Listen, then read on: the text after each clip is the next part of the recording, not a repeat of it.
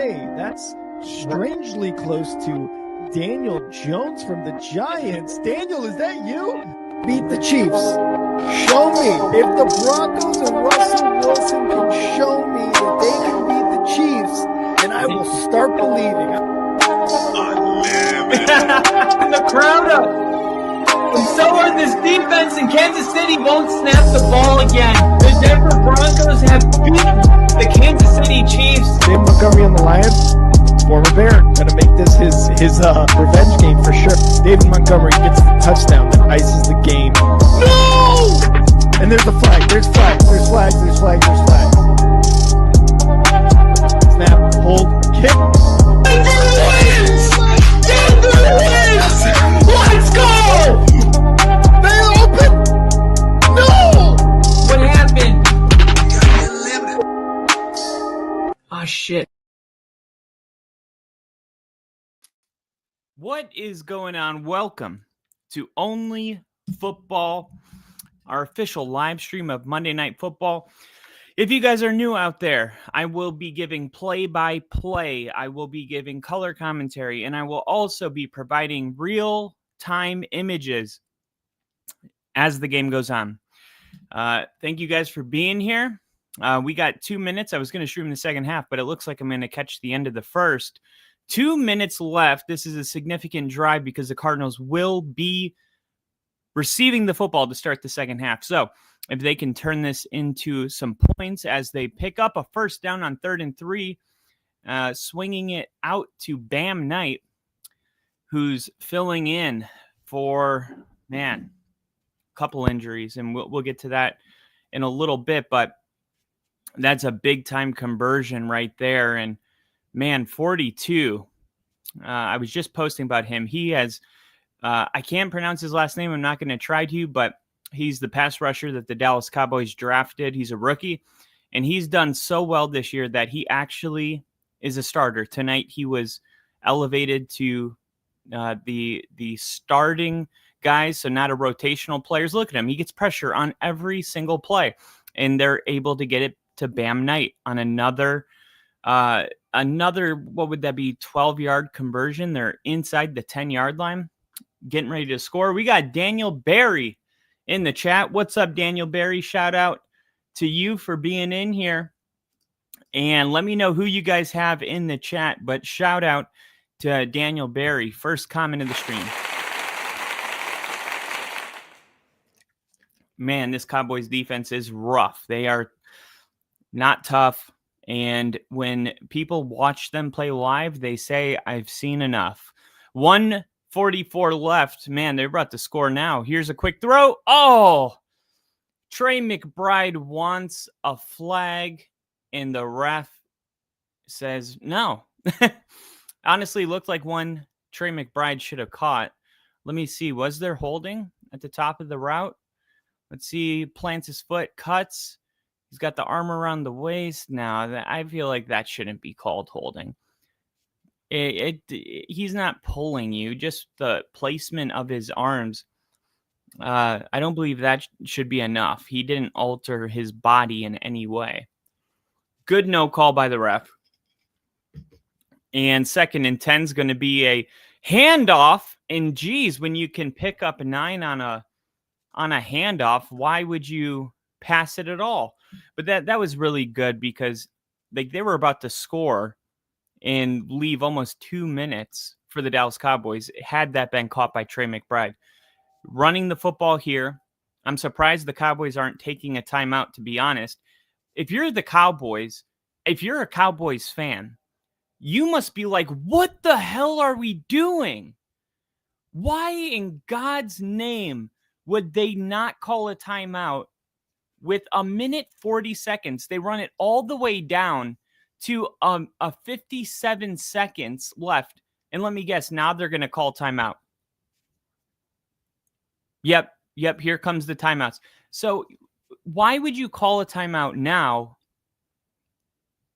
Because, look, you know your defense. You know you're giving up a touchdown.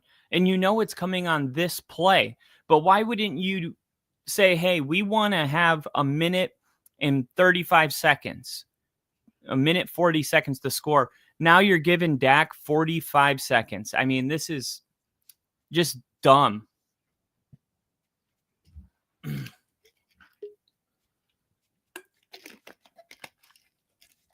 Just dumb, in my opinion. Really stupid. I mean,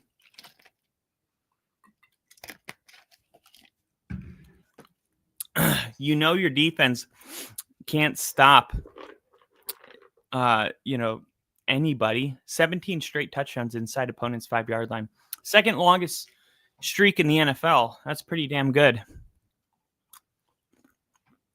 I wouldn't think the Cardinals would have that type of a record.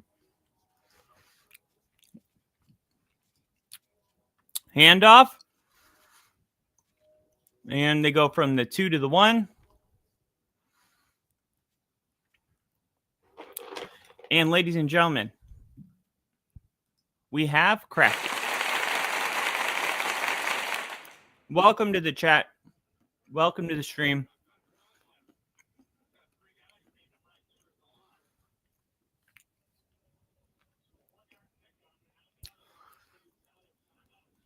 I mean, if your defense is getting, if your defense is going to put up a good stand here, then maybe it's a good thing they didn't call that timeout, because I just don't know. Like, maybe if they call a timeout, they don't convert on third down. Here's QB sneak. Touchdown.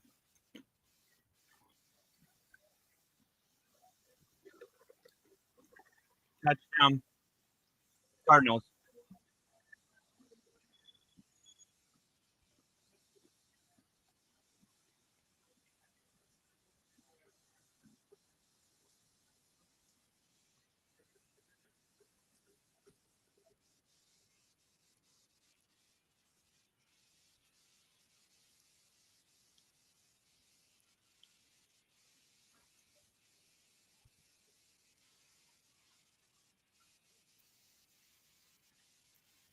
11 plays, 74 yards.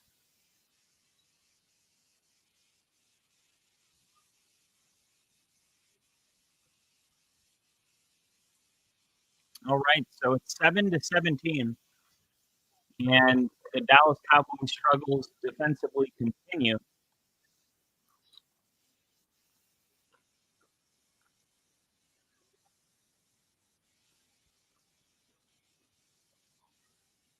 Jacoby Brissett.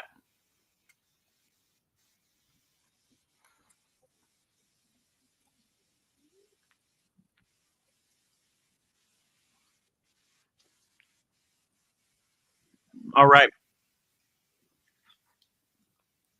Thank you. Thank you. Thank you, everyone. By the way, let me check. Make sure everything sounds good. Do a quick little audio check here. Check. Make sure everything sounds good. Oh, it doesn't. It doesn't. Let's fix this.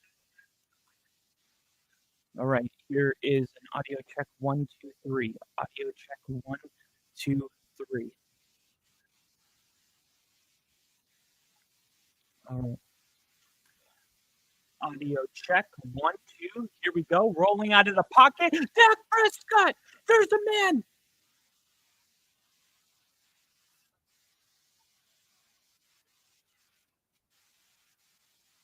The Cowboys win. I don't believe it. The Cowboys are going to the Super Bowl.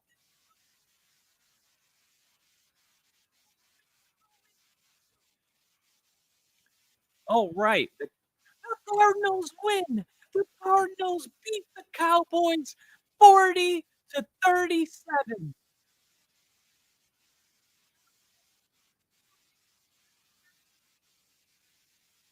All right. Let's see if I bring it closer. Does that help? Does that sound a little bit better? All right. Maybe closer. What if I turn it up and pull it back a little bit? How does that sound? Check 1, 2, 3. make sure we got.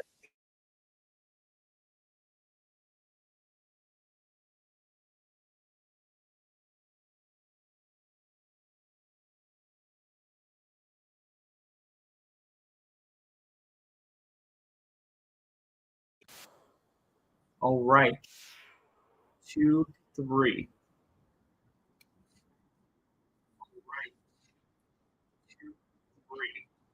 All right. So here comes the Dallas Cowboys. Can they get some points on the board? All right. So here comes the Dallas Cowboys.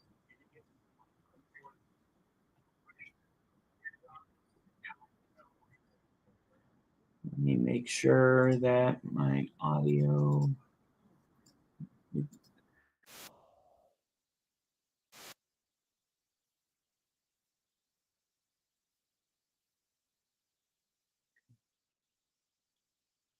Audio check 1, 2, 3.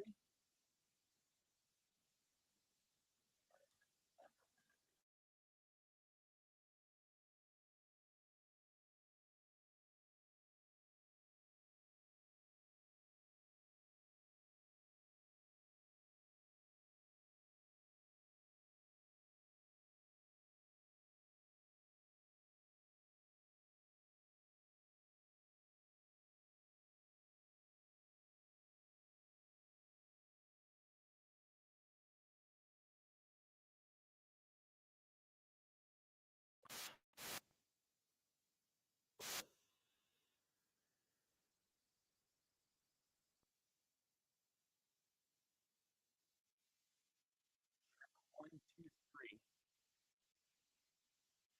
Check 1, 2, 3. Audio check. Check.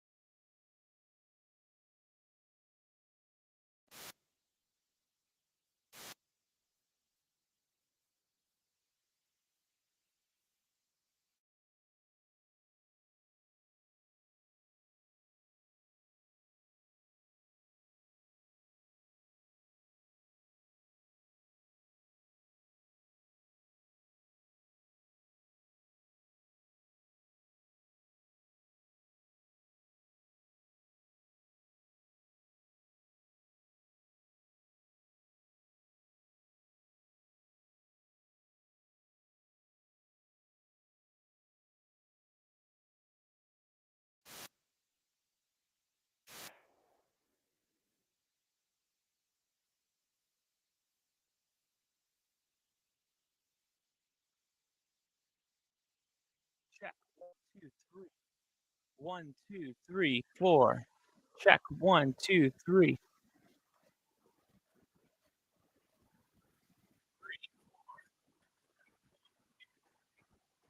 All right, that sounds good. We are back. That sounds good right there. That sounds good right there. That sounds good right there.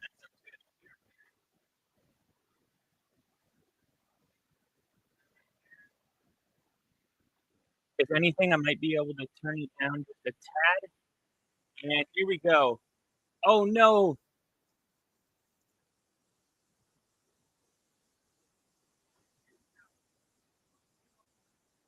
the Dallas Cowboys attempting a field goal in a rare miss by Aubrey.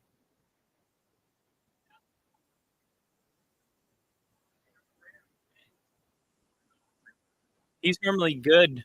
He's normally good to make those kicks.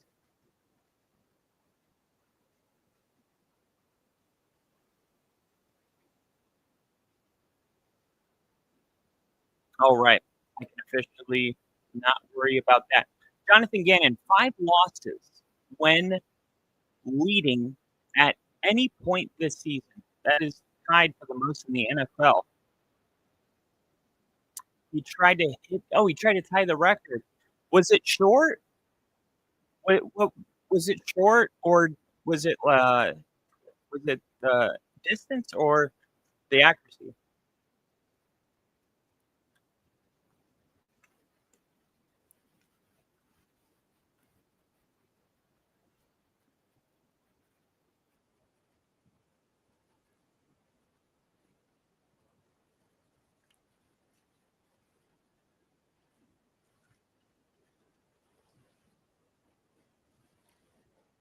All right.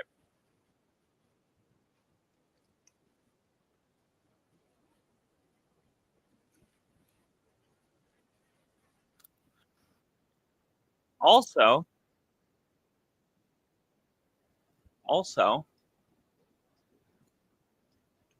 look at this. So, I know I've mentioned this a couple times on here. There is, well, my own dog left me. There is something called the luck rankings. Luck rankings. And what it does is it goes through like all, because, sometimes there's actually good teams that are better than their record, and then you have bad teams that are worse than their record.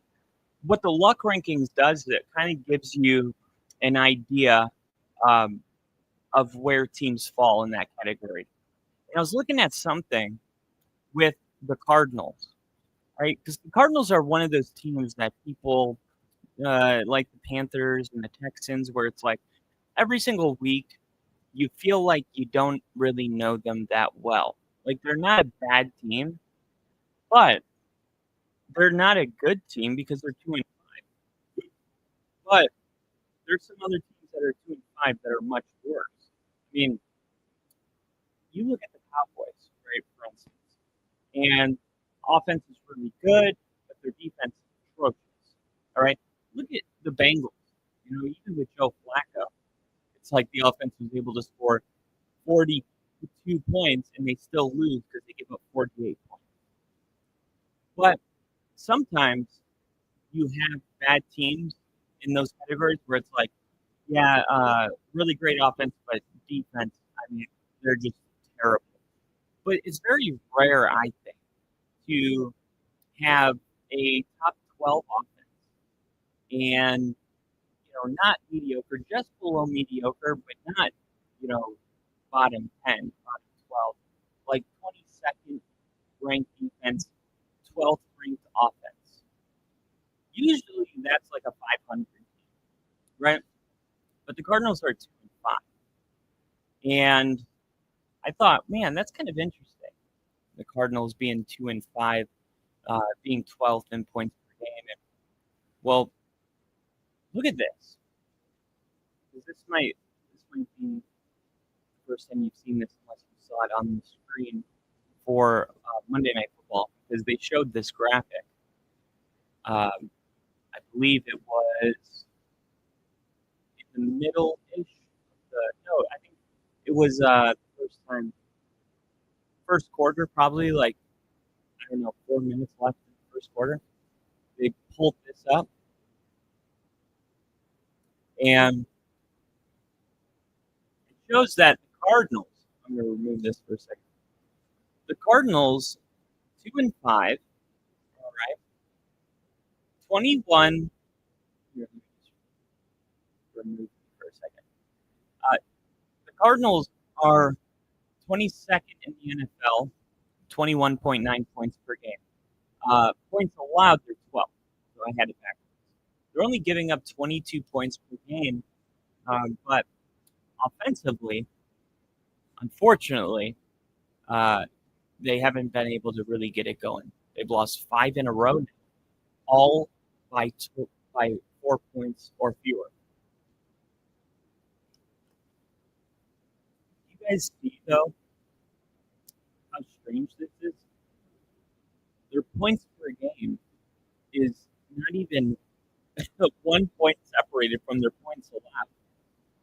They give up 0.0 or 0.1 more points than they score, which is why they lose by 0.1. Of course, you can't lose by 0.1, but you can lose 5 straight by 4 points or fewer, and that's exactly what's happening to the Arizona Cardinals. The Cardinals have been a team for a couple of years where it's like, is this going to be the moment that they turn the corner? They felt like a team kind of right there, ready to do it, and yet they haven't done it yet. I said when Jacoby Brissett came in, I thought the Cardinals' offense actually looked more efficient with Kyler Murray, and I wonder whose job is safer, Kyler Murray or Jonathan Gannon? You know what I mean? Like, I think Jonathan Gannon is doing some really good stuff over there. Really good draft picks.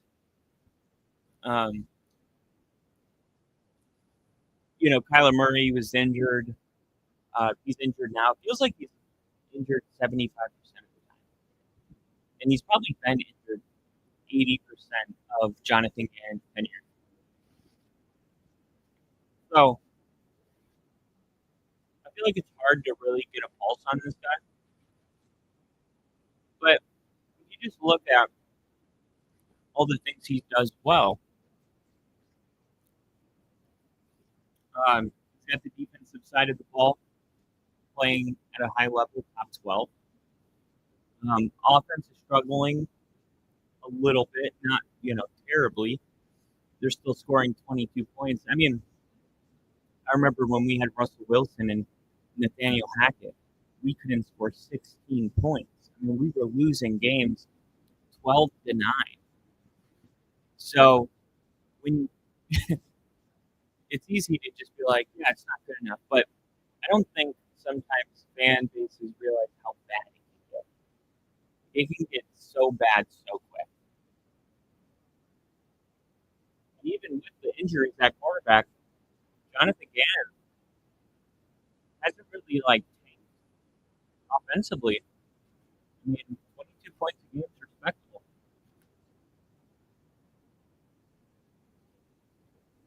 So, I say all that to say, I think the Cardinals are one of the biggest wild card teams in the NFL. I don't know if we're ever going to find out who's better. I mean, this year, right? I don't see them as a playoff team. But I do see them as a team that can beat anybody any week.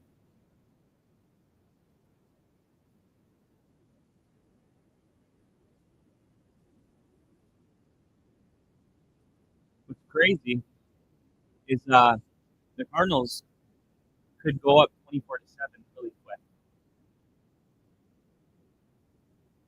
if their defense gives up a touchdown on the opening drive.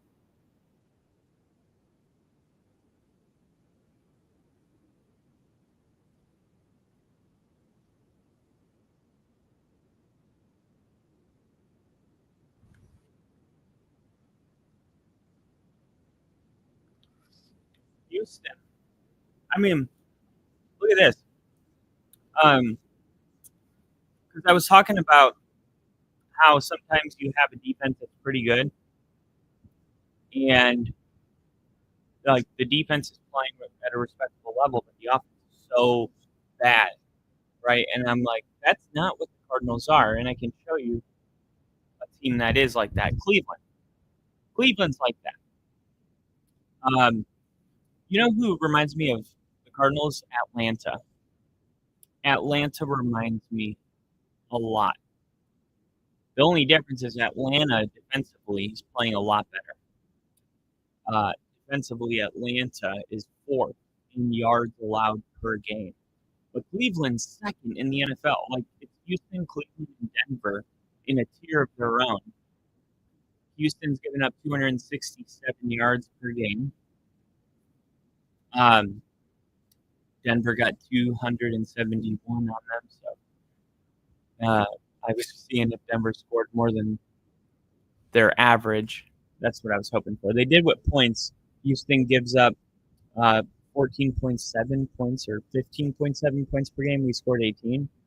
But Cleveland, number 2 in the NFL, and Houston, number 1 in the NFL. Why did it seem like it's always the best defenses in the NFL that have the worst offenses? Is there something to that is unmeasurable? Hey, like the defense knows, like if we give up 2 touchdowns, we're not going to be able to win this game, and that just does something to the psyche. Because I remember with Manning, it was like in 2015, he couldn't throw for crap in the defense. They won the Super Bowl, but in 2013, they couldn't stop anybody, and Manning was breaking all the offensive records. It's like, why couldn't we have 2013 Manning with 2015's defense? It's like they're only 2 years apart, but they are like so far apart from each other. And I don't know. It's always one of the mysteries. I mean, look at the Bears all those years where their defense was playing really good, getting takeaways, and the Bears just couldn't score any points. The Broncos, the Russell Wilson era, pretty much the whole time they were trying to find a quarterback, they put together good defensive games. I mean, we had Vance Joseph and Vic Fangio as their head coach, but couldn't score any points. So, like, I want to give the Cardinals credit for not becoming that, right? They're not like Cleveland. They're not like Denver all those years. They weren't like the Bears. Like, they're playing just not well enough, right? But it's like they're one more touchdown per game away from being like a 7-2 football team. Really. I just told you, like, they lost 5 straight games by 4 points or fewer. They're one touchdown away from being, well, they would actually be 7-0 because they were 2-0 and then they lost 5 in a row, and all 5 have been by 4 points or less. So in their last 5 games, if they score an extra touchdown, I get the whole thing like I apologize to my uncle, but I'm trying to say, like, Arizona's not that far away from being a 7-0 team, and every year there's a team like this where it's like, I mean, look at the Chiefs last year. They won 13 games by 1 possession or fewer. They were 13-0 in those games, and I'm like, okay, that's not manageable. Like, that's going to catch up to them. And look what happened. I mean, they're 1 game away from being a 500 football team at week 10 when they play Denver, if Denver wins that game. So you also want to look at the inverse, not which really good team is going to fall, because that's not manageable. That was the Chiefs. But which team is doing the inverse of this? And if they just get one more time, and I think the Cardinals are in that group. I think that's where the Cardinals are. It's just weird because I don't know if Kyler Murray is the person that's going to get them that extra touchdown per game. And we'll see. I don't even know why Kyler Murray's out. Like, I don't even keep track of his injuries anymore. I'm just like, oh, it's still Jacoby Brissett.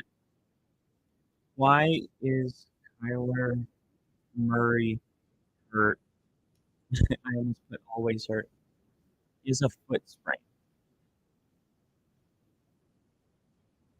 He's been dealing with it since week 5. When is the new Call of Duty being released?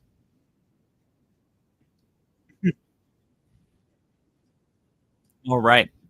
So here comes the Cardinals. See what they can do here. And Crafty said, I thought he had the distance, but it went wide. Yeah, I know he's got the leg. Here's Jacoby Brissett. Wilson. Wow. All the way to the red zone in the first play of the second half.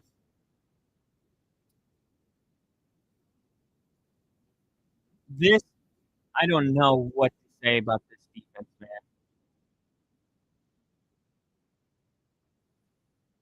It doesn't get much worse than this defense. I'm glad I took the under on Javonte Williams carries, because I do have Michael Carter over 20 and a half rushing yards. So I'm hoping the Cardinals run with Michael Carter. Bam Knight all the way to the freaking 6. Ooh, I have Bam Knight getting a touchdown.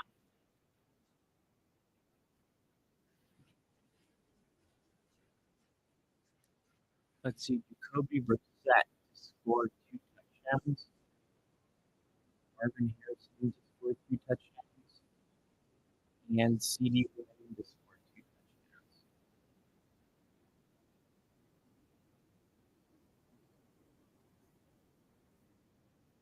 Let's see what happens here. First and goal. Here's a handoff and a flag. A flag comes out. Let's see what the flag is. Ooh, there's a 30% profit boost. Let me see what the game specials are.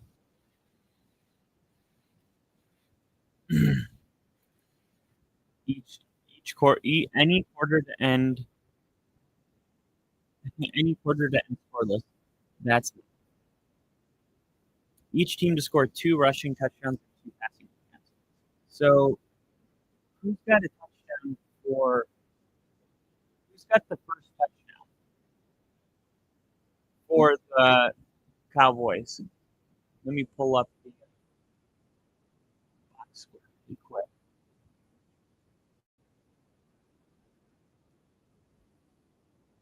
Touchdowns.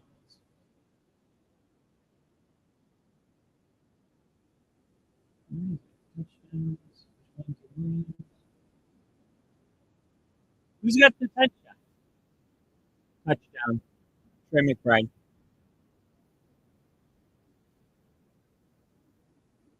Wow. And this is a good defense, man. Just kidding. Just kidding. This defense is awful.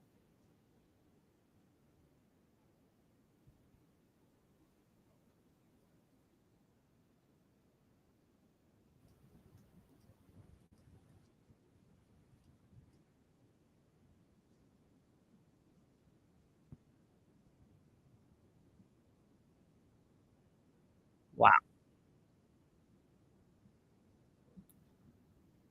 All right.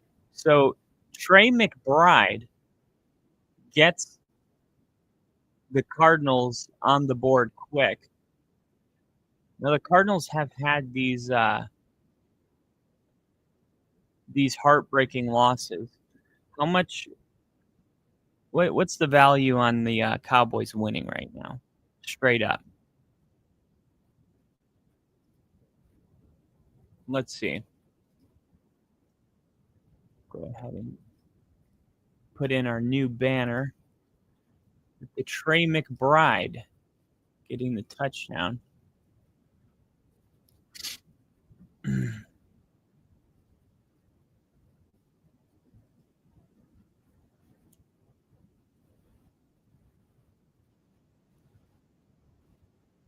Boom.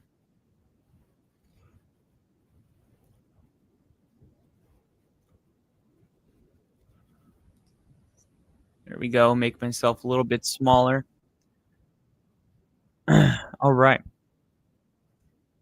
Let's see. Is there a middle? Yeah, that's it. I like that one.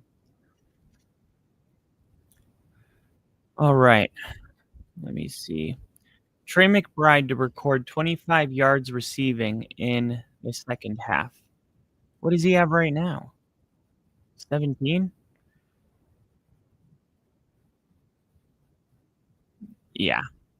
Let's go.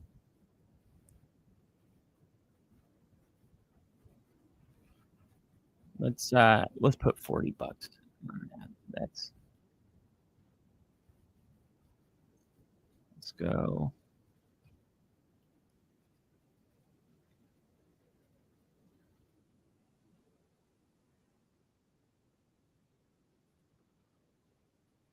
Let's see.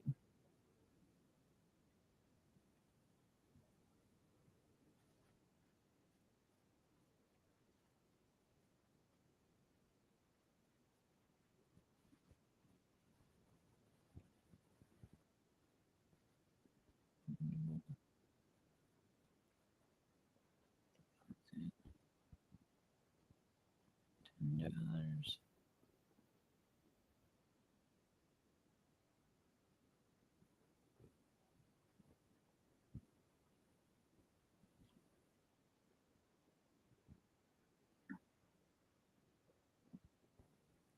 Trey McBride to record 25 yards receiving in the second half. Minus 195. We can get it to minus 150. And then quick bets. And let's see. Touchdowns.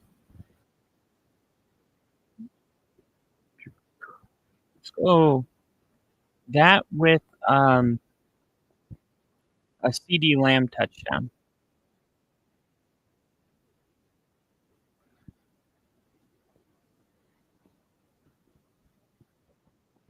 Let's see. Oh, I can't combine that? That's bullcrap.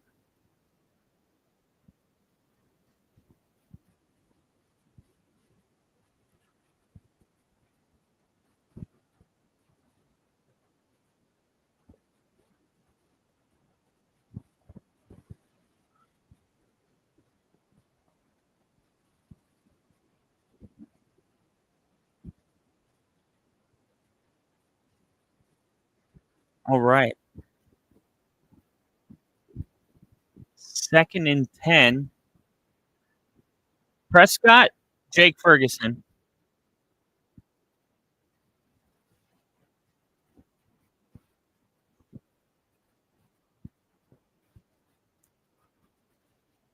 Let's go. CD Lamb, Jake Ferguson, George Pickens. We're going to take the overs on all those guys. And then add in touchdowns with Javonte, CD Lamb, and Jake Ferguson.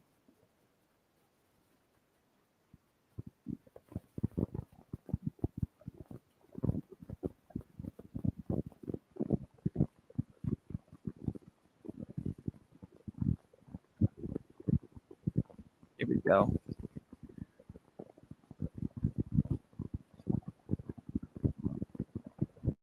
Dak Prescott. Oh man.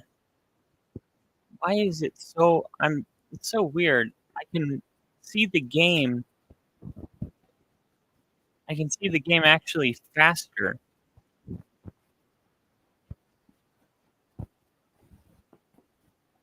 Let's see.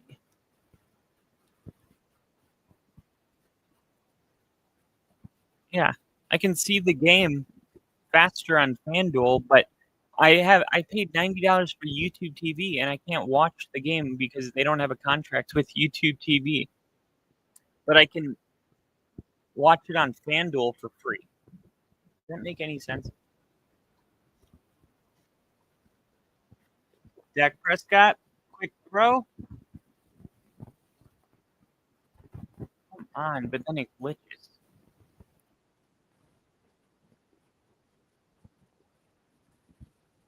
Oh man. I thought Jake Ferguson was about to score a touchdown and it froze. What did he drop that? Oh, you got to catch that, dude. Jake Ferguson with the terrible drop. We got Crafty in the chat. We got Crafty in the chat. What's up, Crafty? Well, hat on fire. We got the Cardinals coming out hot in this second half with a quick touchdown, 24-7, and the Dallas Cowboys on 1st and goal, trying to respond here.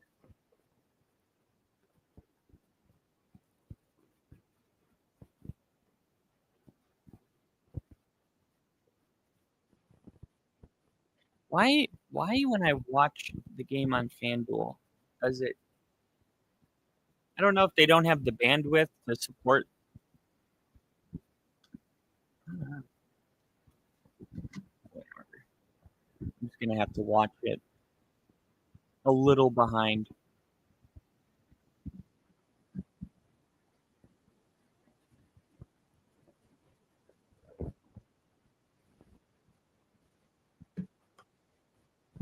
Looks like the Cardinals are holding this red zone defense.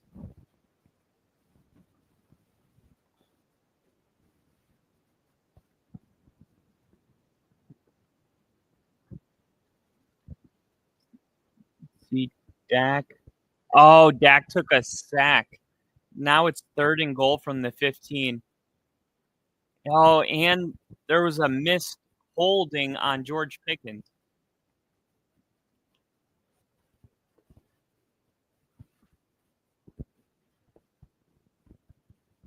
All right, here we go. 3rd and goal.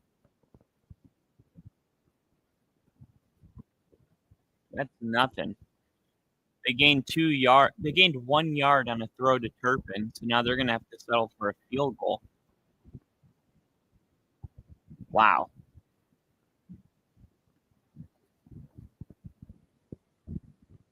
That's not going to cut it. That's what I was saying about when the Cardinals started pulling away. I'm like, look, this Cardinals defense is ranked 12th in the league in points allowed per game. Like, I get that the offense is great for this Cowboys team, but you don't want to dig too deep of a hole. You may not be able to come out of it.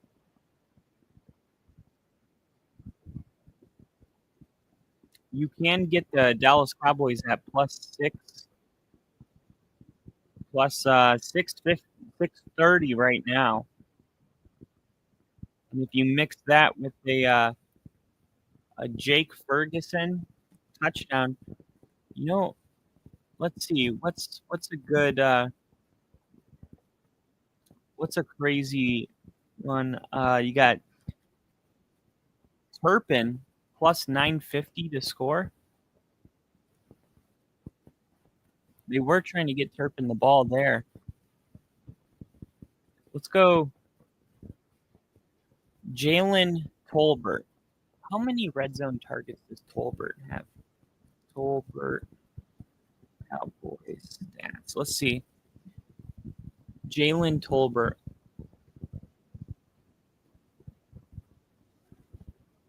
He's got 1 receiving touchdown this year. Doesn't this feel like the kind of game where they're gonna just need like everyone to step up? Like, who's it gonna be? Oh, it was Tolbert. Tolbert. He had 2 targets, 4, 6, 6. Last week against Denver. Oh, he had a touchdown last week. I'm gonna go Tolbert and Turpin to score. Turbin and Colbert, and then we got to go with a CD Lamb. Let's see if we can throw in a Cardinal. For the Cardinals, we're going to go Greg Dortch. And they said that's too crazy. Zay Jones. Michael Wilson. There we go. Amari Demercado. $1 wins $850. That's funny. Okay. Away, drive 6 to catch a pass. Away, drive 6, player to catch a pass. Trey McBride at +105. I'm going to take both of them. We're going to go with Marvin Harrison and what's his freaking face? McBride. McBride and Marvin Harrison Jr. to catch a pass on this drive. 3 + 318. Wow, good return to the 40-yard line.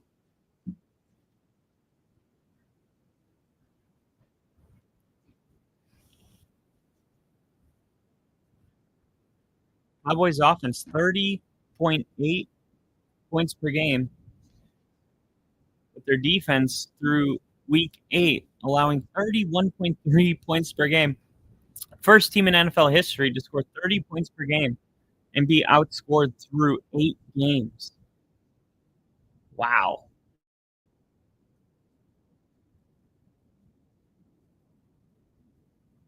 All right. Marvin Harrison Jr. has been getting a lot of targets. DeMarcado first down.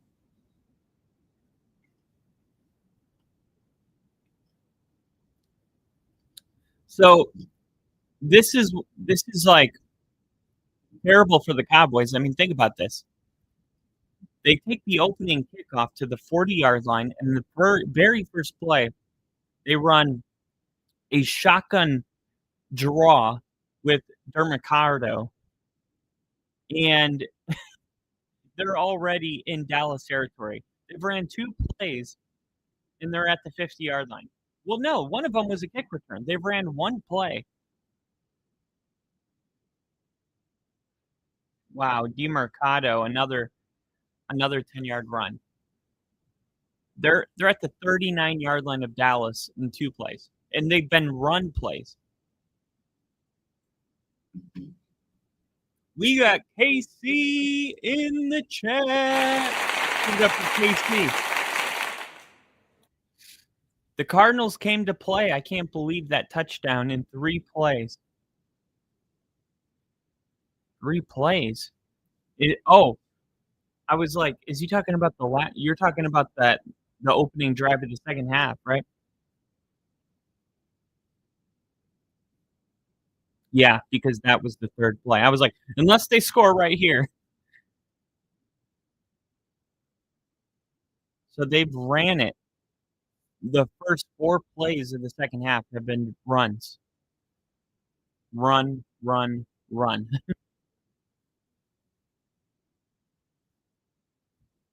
I'm wondering if the Cardinals are going to even need to pass it. Remember, Matt Eberflus is the defensive coordinator for the Cowboys.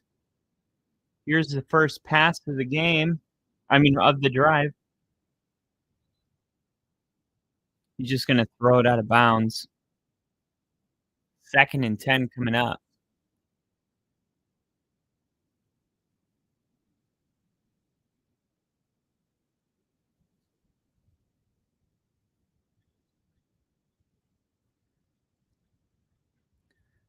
Yeah, if they give up another touchdown, it's going to be 31 to 10.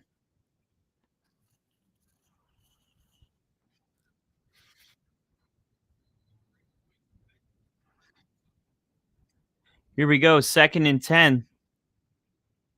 DeMarcado in the backfield. Quick throw. Marvin Harrison Jr. wide open. Wow, wide open. DaRon Bland having a terrible night. He not only does he give up, look, he's giving Marvin Harrison Jr. He's playing 12 yards off the ball. And then if you're gonna play that high coverage and you're still gonna miss the tackle, there's just so much wrong with that. I mean, Marvin Harrison probably would have scored if he didn't step out of bounds. They're gonna run it to the right. Yep. They're gonna pitch it to the right. And that's gonna go for a gain of 1. And the Cowboys, that's like the greatest thing that's happened to them is only a 1-yard gain.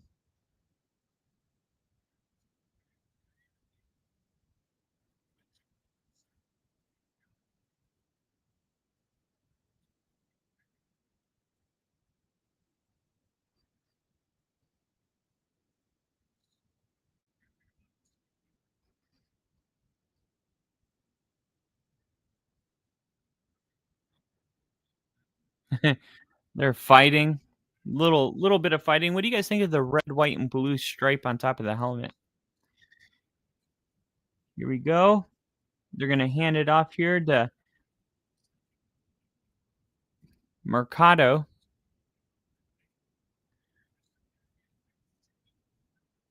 Arizona 7 for 9 tonight on third down. Jeez. How about them Cowboys setting new records when they can? When they can. I mean, and they're the worst kind of records. Only the Cowboys set new records about how good you can be while losing. How can you win and lose at the same time? Be a Cowboys fan.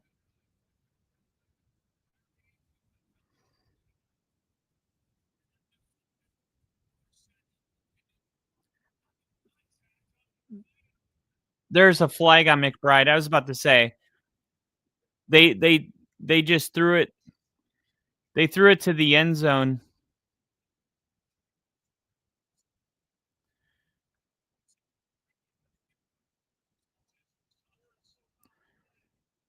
Wow, they're gonna say no foul. How is that uncatchable? What? How is? Oh, the ball was tipped.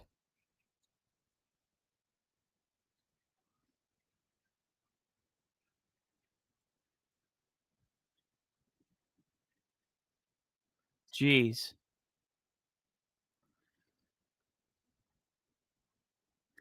So they're gonna have to settle for a field goal, but still, the third quarter's almost gone.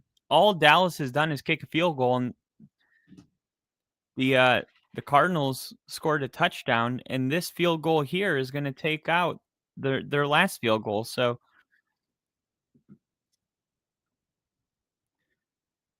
as bad as it was at the end of the first half, now we're going into the fourth quarter and add 7 points to this lead for the Cardinals.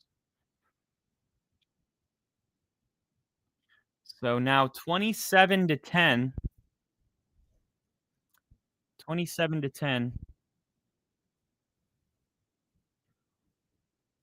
Marvin Harrison Jr., 96 receiving yards today. KC, Cowboys D can't tear tissue paper. That is the truth. That is the truth.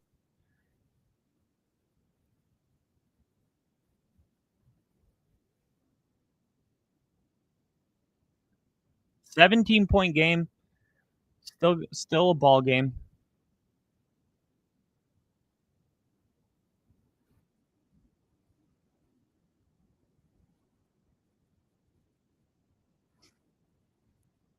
Let's see. Mm. 30-plus yards in the fourth quarter.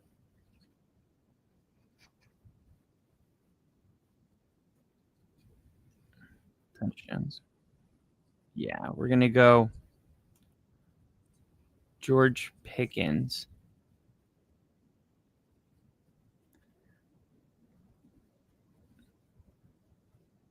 Let's go CeeDee Lamb. And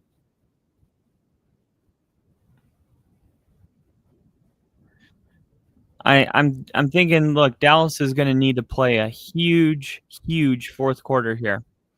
We're going to go Dak, 150 passing yards in the fourth quarter. Jake Ferguson, 30 receiving yards in the fourth quarter. CeeDee Lamb, anytime touchdown. I want to see if I can also throw in, let's see, George Pickens, alternate receiving yards. Let's give George Pickens 70. Let's do 60 to be safe. And then Jake Ferguson.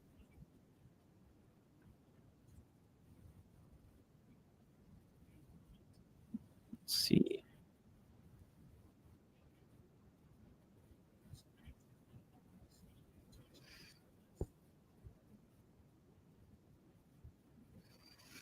Here we go. It all comes down to this fourth quarter.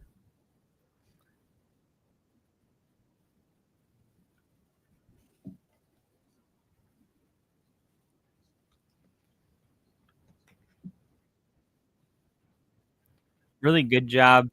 Really good job by this Cardinals team so far. Came out here ready to play, just like KC said right here. Cardinals came out. They just look like the better team. Dallas, though, 17-point game. They can come back.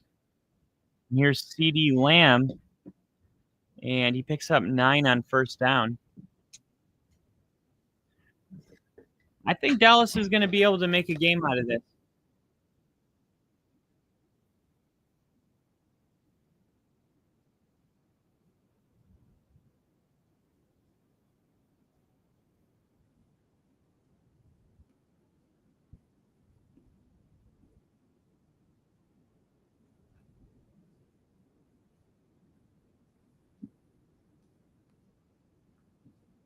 There's still time.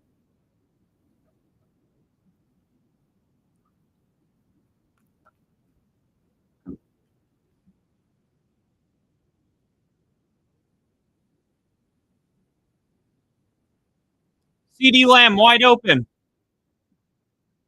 All the way down to the 19-yard line.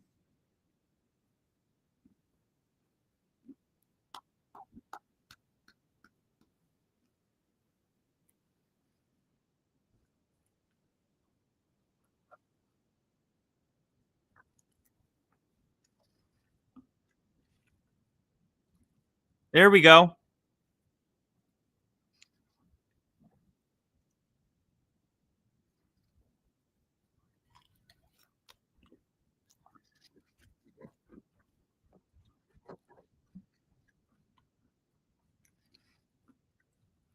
Timeout.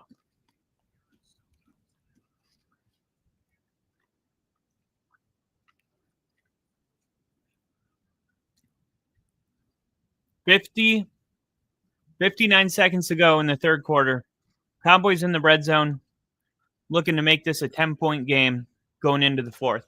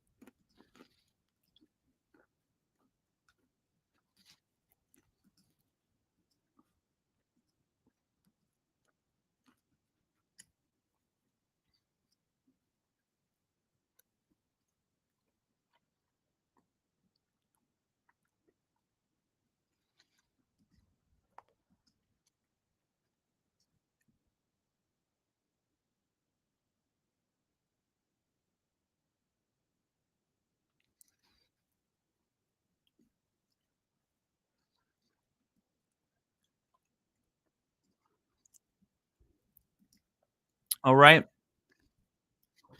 Here we go. Dak Prescott. Tip. Incomplete.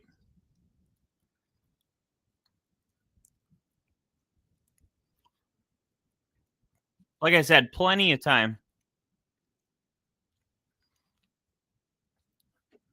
Plenty of time for the Cowboys. Man, I didn't realize this was a home game for the Cowboys.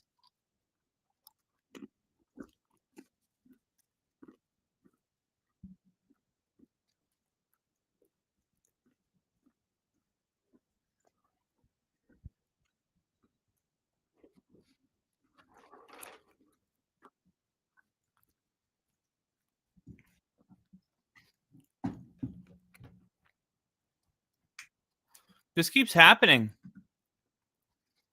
This keeps happening to the Cowboys where they got no problem moving down the field and then they stall out. Now here comes a 3rd and 10. Dak throwing. Caught.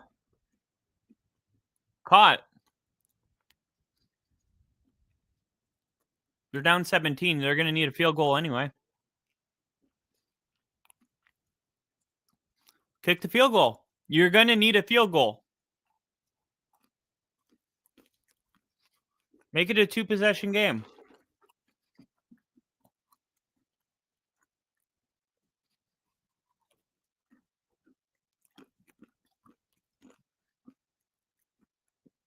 Why would you go for it?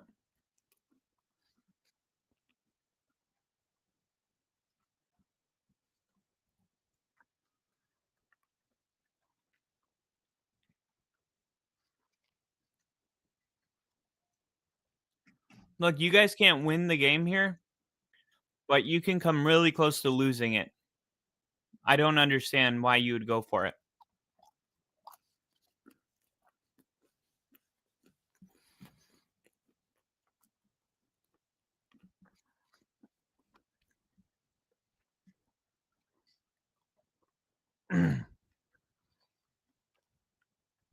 It doesn't make sense to me because it would be one thing if you had an offense that struggles and you had a low confidence that they would be able to get this close again.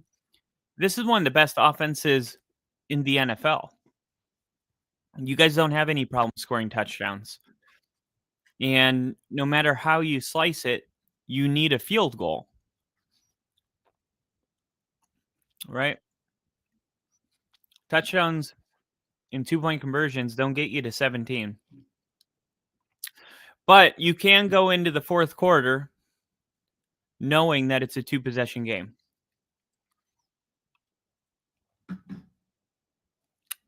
I mean, or you can go for it, score a touchdown, and guess what? It'll still be a 2-possession game. The only difference is if you go for it and you don't get it, congratulations. You're now in the third quarter with a you're in the fourth quarter with a 3-possession game. I don't see the upside. Like I said, if you were a team that's like, hey, like we normally don't even get this close. We can't move the ball. Let's just go for it. We might not get down here again. This is a really good defense, and we don't want this drive to be for nothing. You got down here in like 3 plays. I mean, is there a reason that you don't feel confident in doing that again?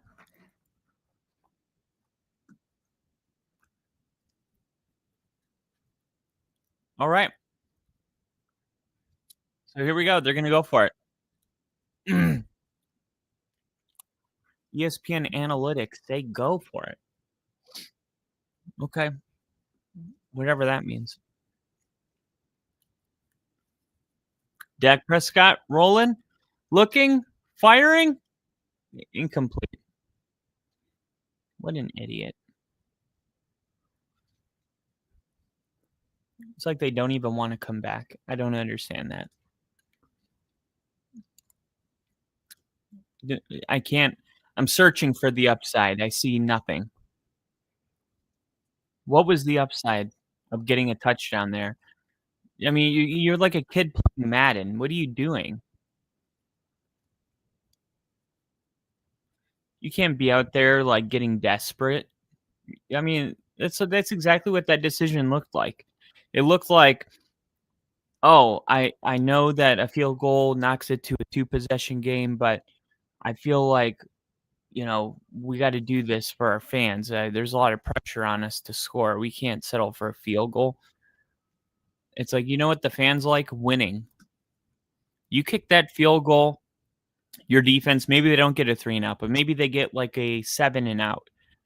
And you turn that into a touchdown, all of a sudden, there's 8-9 minutes left in the game, and it's 20-27. I mean, you just gave that up. You just gave that scenario away. For what? So you can go into the fourth quarter, getting the ball back.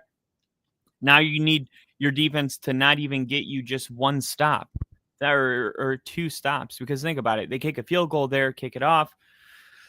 Arizona moves the ball a little bit, but the drive ultimately stalls. They kick it to the Cowboys and they score a touchdown. It's 20-27. 8-9 minutes left in the fourth quarter.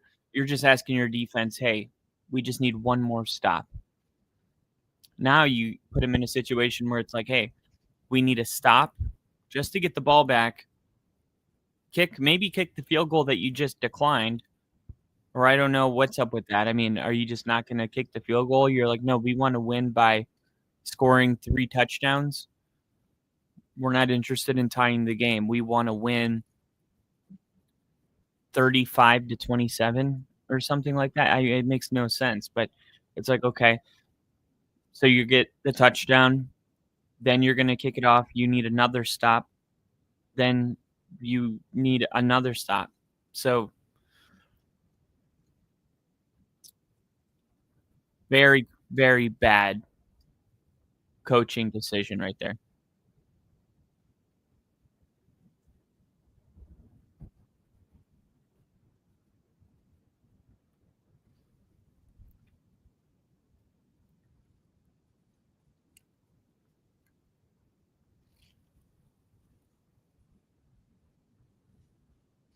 Why would analytics say that? That's why it means nothing to me. Analytics is so dumb. Analytics says go for it. Is analytics? I mean, are they considering what not getting it means for the rest of this game? Are they taking that into consideration? Right? Sometimes it's more about what you're risking, the potential consequences of not getting it. It's like I'm not asking about the analytics of whether or not I would pick this first down up. I'm wondering, are they considering what this game means if we don't get it?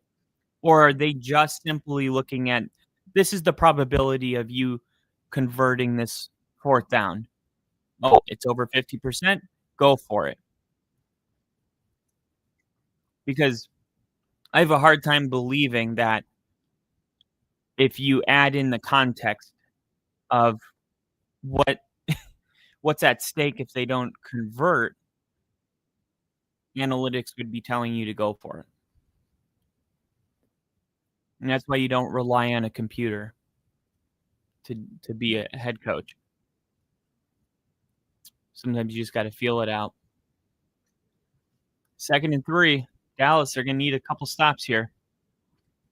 And they're going to get a good stop here. Bam Knight. Nowhere to go. 3rd down.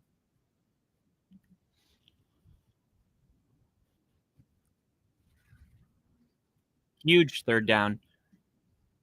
They got to get a touchdown. They got to score quick. Man. This is pretty crazy how bad the Cardinals have been in the fourth quarter.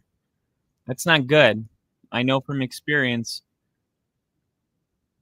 when stuff like that happens every week, you expect it. Sack lunch. Num num num. Jadeveon Clowney was there and now. Wouldn't it be amazing if they kicked the field goal and the defense did that, and now they would have a chance with 14 minutes in the fourth quarter to make it a 20-27 game? I mean, look, the Cowboys defensively, that's why I feel like you have to kick that field goal. You know you don't have a good defense. So you're the number of stops that you can ask this defense to get, very limited amount, right? It's a limited amount. Like you're going from, if we don't pick it up, I need 3 and outs to, hey, can you get us 2? Like you got to know your defense. And there's a holding.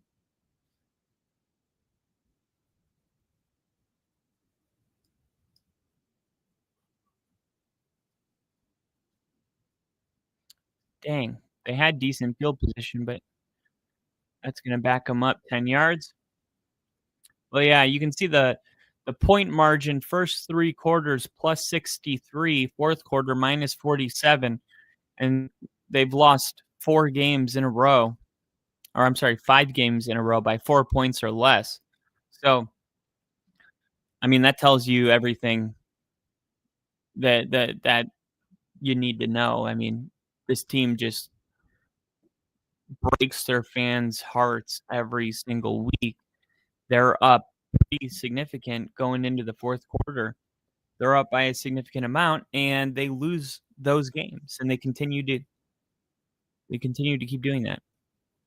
Dude, if I see this widow life insurance commercial one more time, this lady freaks me out.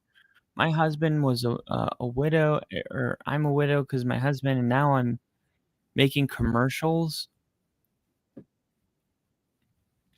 don't know, it feels like exploiting.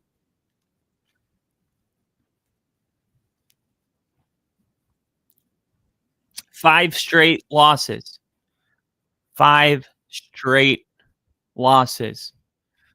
the Cardinals by 4 points or fewer. Can they finally break that streak today? Or are the Dallas Cowboys going to pull off a miracle? We're in for a really good fourth quarter, man. This is going to be a really, really good fourth quarter. Let's look at quarterly, offense by quarter. Let's look at fourth quarter points. Green Bay, the best fourth quarter team in the NFL, they averaged 12 points in the fourth quarter. The worst team in the NFL, the New Orleans Saints, only 3.3 points in the fourth quarter. The Jets, the second best team in the fourth quarter. And the Denver Broncos are the third best team in the fourth quarter. So, like I said, the best team in the fourth quarter, the Green Bay Packers, 12 points. Do you know who the worst team is? It's the Saints at 3.3, and then it's the Cardinals.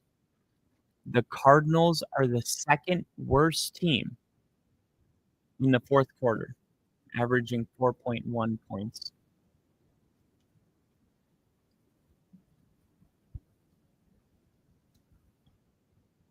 Ooh, incomplete.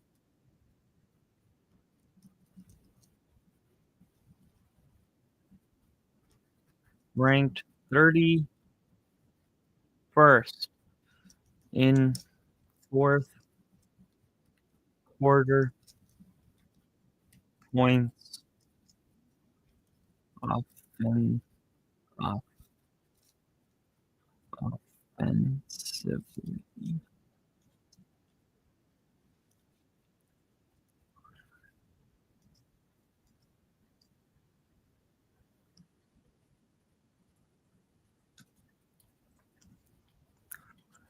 They're down just like that.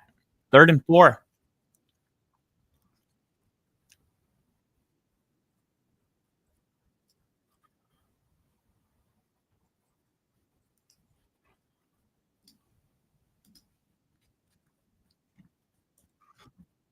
All right, another break. Cardinals ranked 31st in the fourth quarter.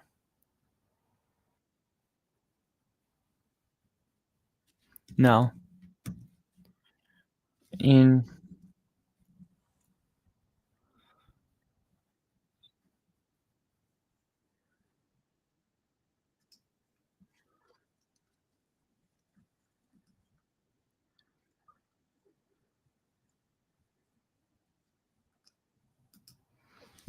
We'll go per game. And they are only scoring how many points? 4.1.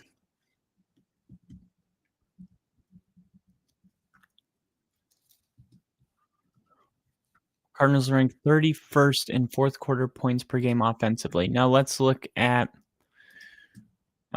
Scoring defense by quarter, fourth quarter points per game. Okay.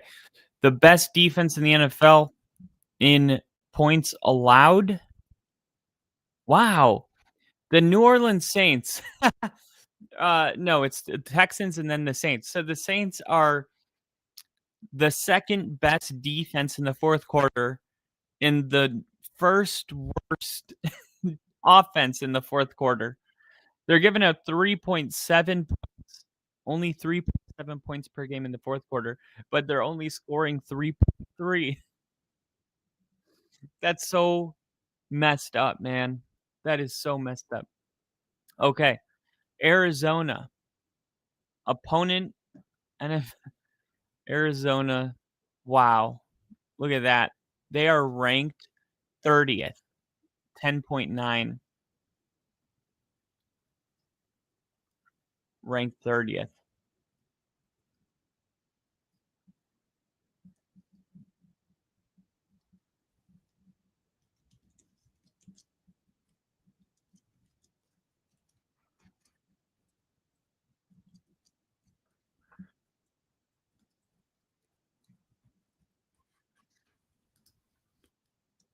How many points are they giving up? 10.9.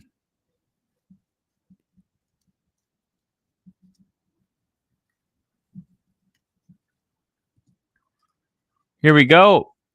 Strong catch. Flanoy.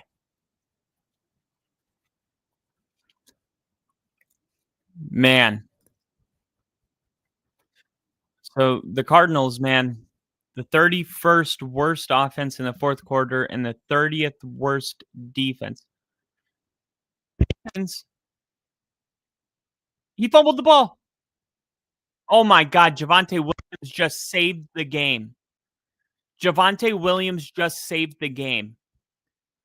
A fumble on the ground. It got punched out. And the ball, oh my gosh, somehow got recovered by Javonte Dak Prescott.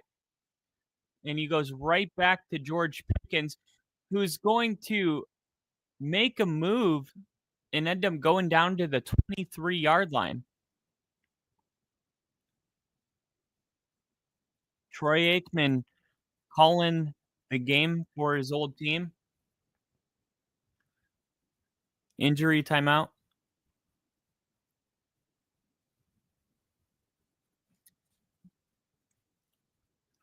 It looks like George Pickens is saying, give me the ball. They can't cover me. Throw me the ball. Just keep throwing it to me. That's exactly what he's doing. George Pickens is telling them, I'm open. Like, just keep throwing me the ball. They won't be able to stop me. If you want to win this game, put Booby in. I'm about to spin. Cardinals, close losses this season. 16-15 to the Niners, 23-20 to the Seahawks. Okay, what was the point of pulling that graphic up just to remove it after 2 seconds? I couldn't even read it.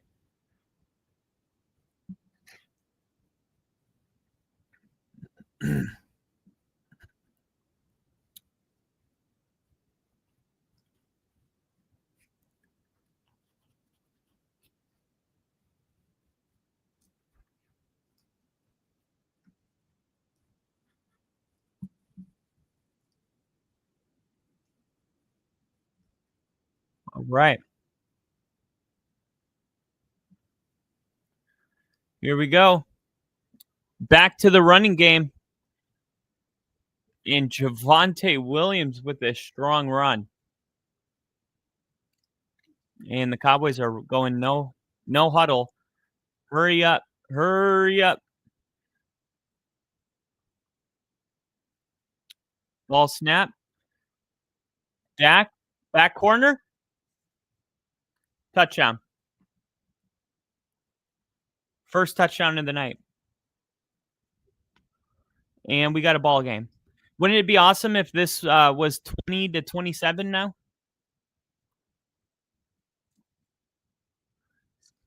I mean, Come on.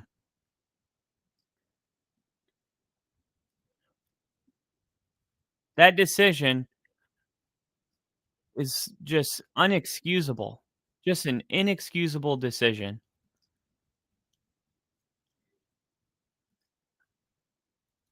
First touchdown of the year for Ryan Flanoid. I told you in the game, I knew it. I was like, it's going to be a weird touchdown. It's going to be somebody that typically doesn't score touchdowns.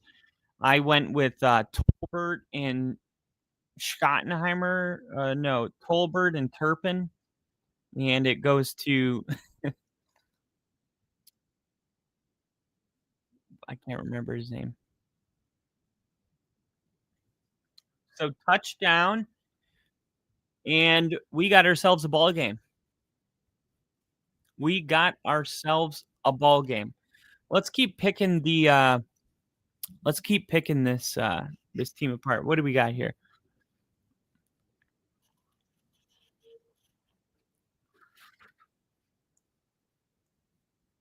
Dak Prescott, 222 passing yards now.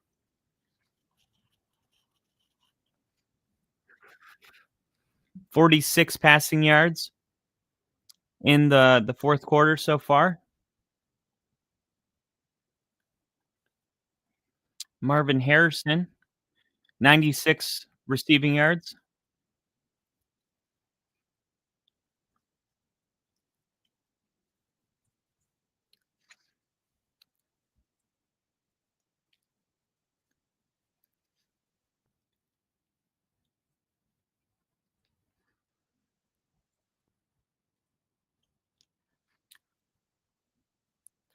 Let's see. If the Cardinals score a touchdown, they'll have 34.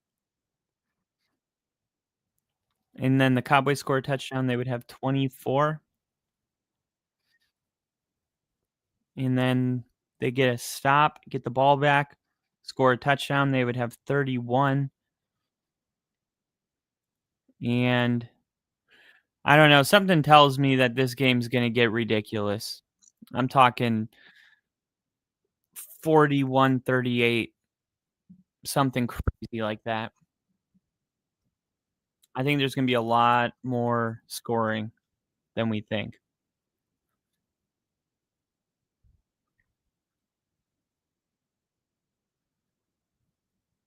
Let's look at penalties per game. Arizona, 26, 7.7 penalties per game. Right by Green Bay, Minnesota, Denver, Dallas, Chicago, and Jacksonville. There's some good teams struggling with penalties. But you know who's number one? Sean McVay's Rams. Only 5 penalties a game. Not bad.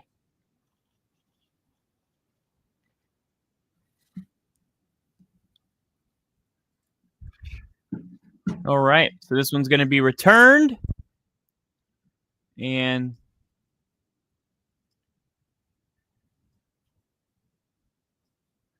tackle after that return.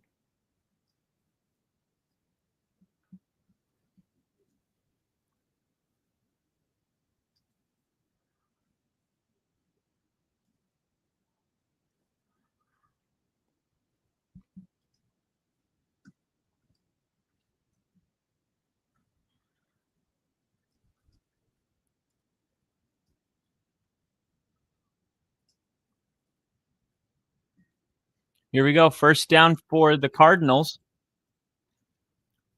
27-17. Brissett is sack lunched.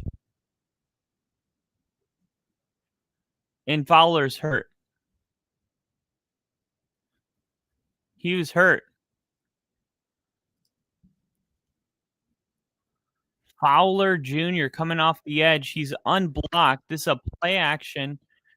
And keep in mind, 5 losses in a row, 30th in the NFL in points, 31st in the NFL in points allowed in the fourth quarter. I expect the Cardinals to get aggressive. And there they come out running the football. No, they're going to pass it. And then, look, they're going to pass it here on second down. and wide open is McBride.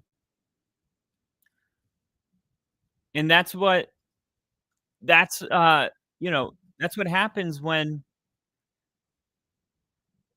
you have all these heartbreaking losses is you look at, "Hey, where where are we going wrong in the 4th quarter? What are we doing? Are we getting too conservative?" Um, you don't wanna overthink it, and abandon the running game if it's been working all night, and I know it's been working at times because they got all the way to the red zone, to start the second half just by running the ball. So they're gonna probably run it here. Yep. But expect Dallas to, step up in the running game.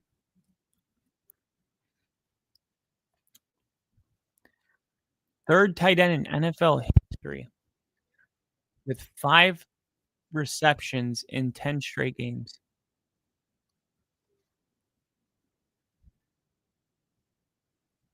I feel like these tight ends are just breaking records every single week.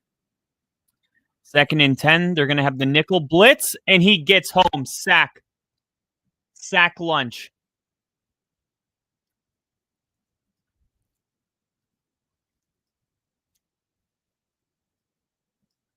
A guy they picked up off waivers.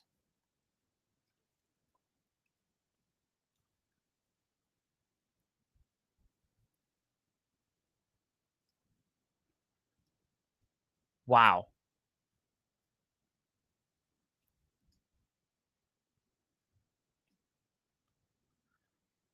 Here we go.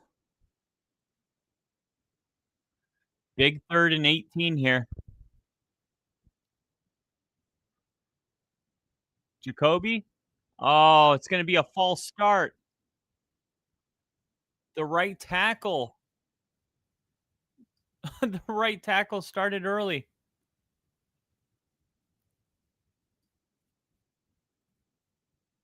Wow. So now it's gonna be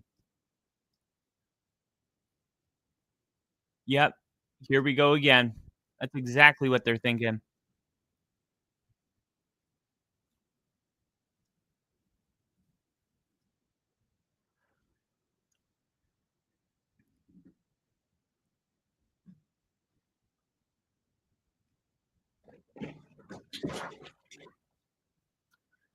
Here we go.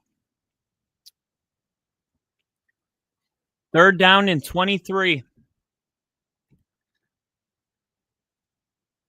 Brissett looking. Pressure. He gets the ball to Bam Knight, and he actually loses a yard. Pressure immediately up the middle. There was no time to set up the screen.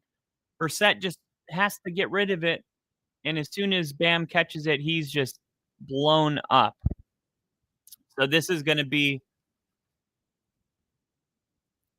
yeah, trying to set up a screen. I don't even know how that got completed. It's 4th and 23.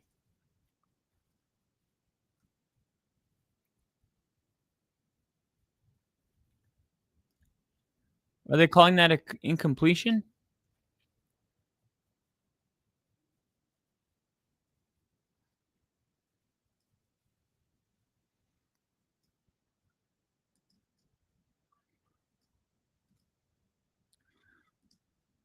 Oh, the clock stopped and it shouldn't have.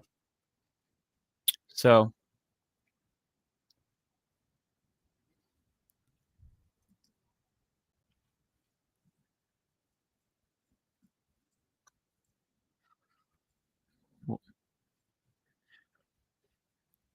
oh, I'm so in a line with, Troy Aikman right now, talking about that decision earlier today. It should be a 7-point game right now.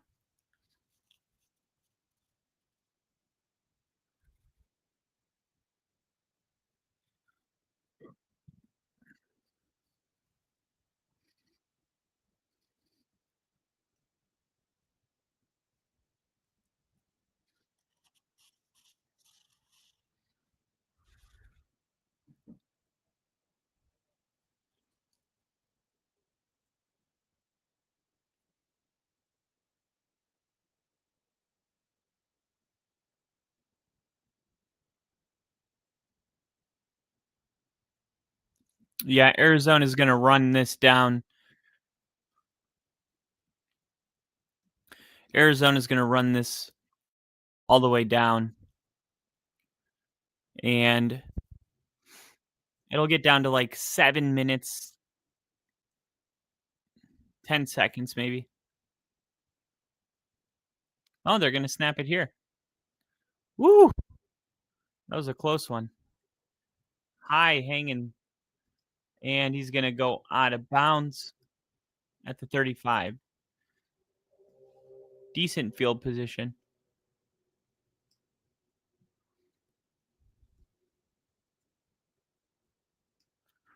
All right. Can Dak do it? We know he can. Will he, though?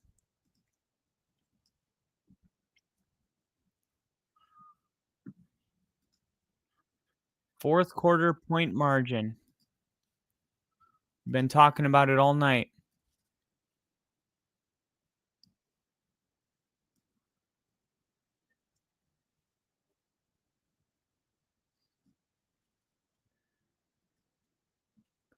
Here we go. Prescott. Oh, he's going to run it himself.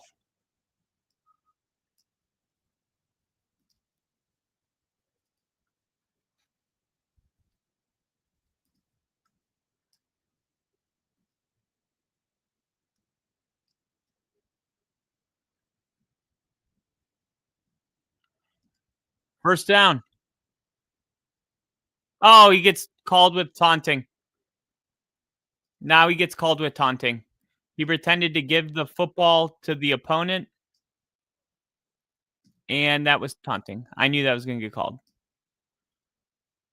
They said they were going to be calling that.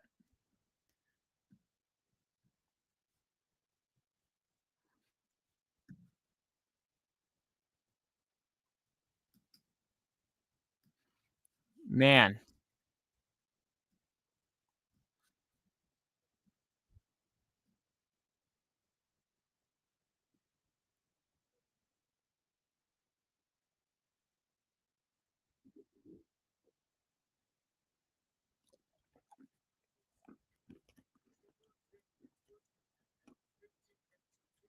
Dumb decision.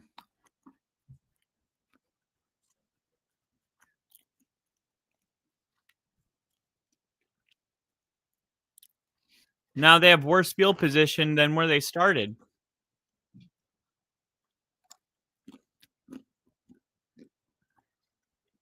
Dak gonna run it almost to midfield.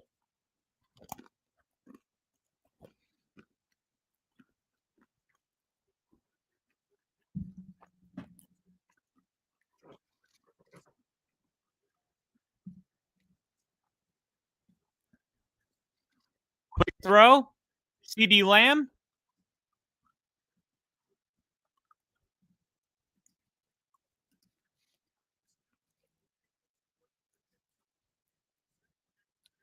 Defensive front getting winded.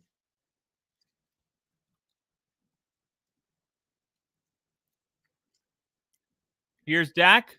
Oh, what a throw. A flag is out, but an insane throw to Pickens. What a throw. Hey, Browning, what's up, homie? Oh, it's going to be offsides on the defense.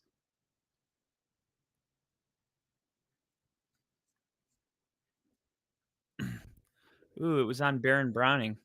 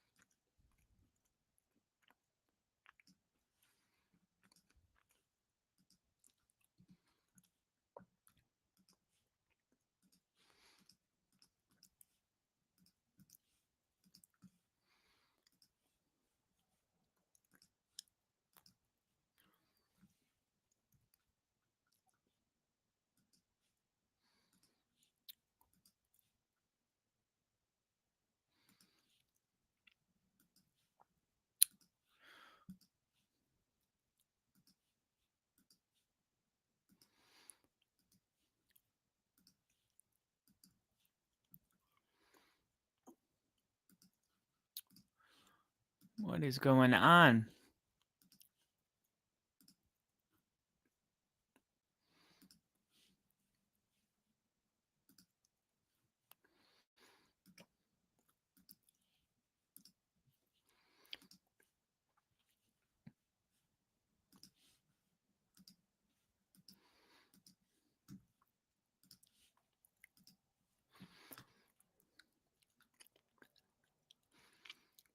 Here we go.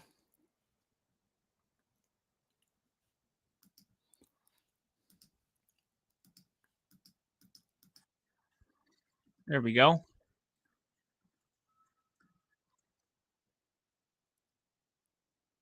Oh, no way. Javonte got the ball stripped out. And look, this is exactly why the field goal. Wait, his foot was out of bounds when he touched the football.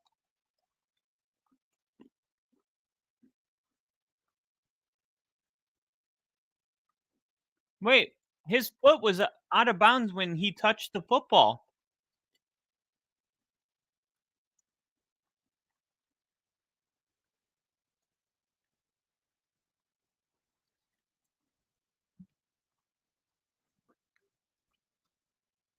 Look, that's exactly why you kick the field goal, because if they kick that field goal, they are still in this game.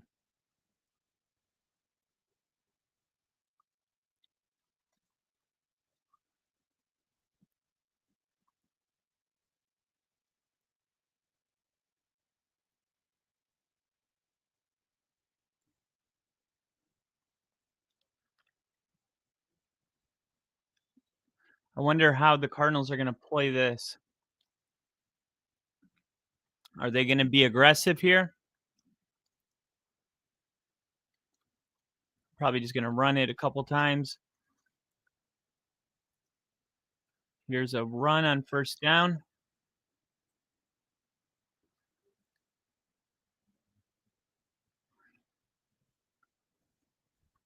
Pile gets pushed. Oh, that's why Denver got rid of Javonte right there.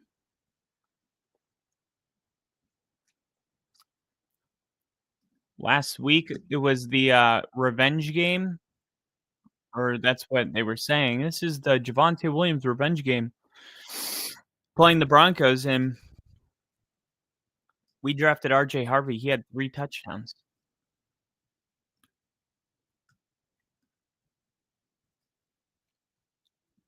Sometimes it's a win-win. You know what I mean? Sometimes both guys get what they want. But I know Javonte didn't want to fumble that ball. Look at this. Wow, Andy stayed in bounds.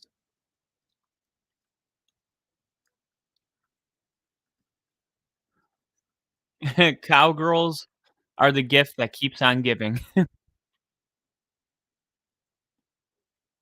Look at that. Trey McBride.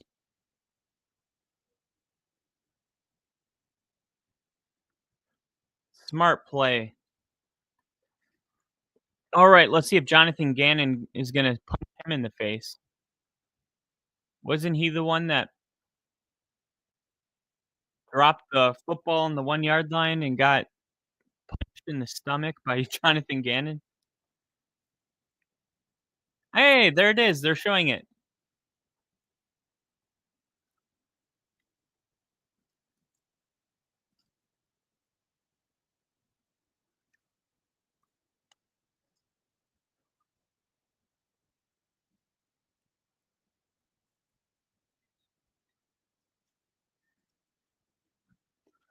He's like, "Yeah, Dad, I just don't want you to hit me again.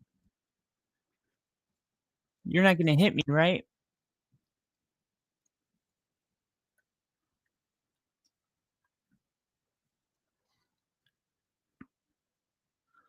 Dallas final timeout.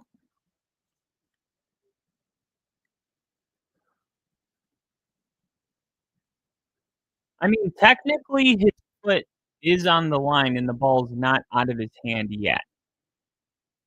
I'm just saying.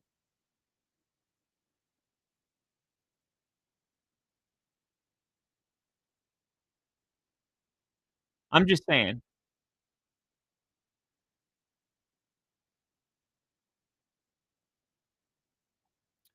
Fourth quarter margin, Titans. They were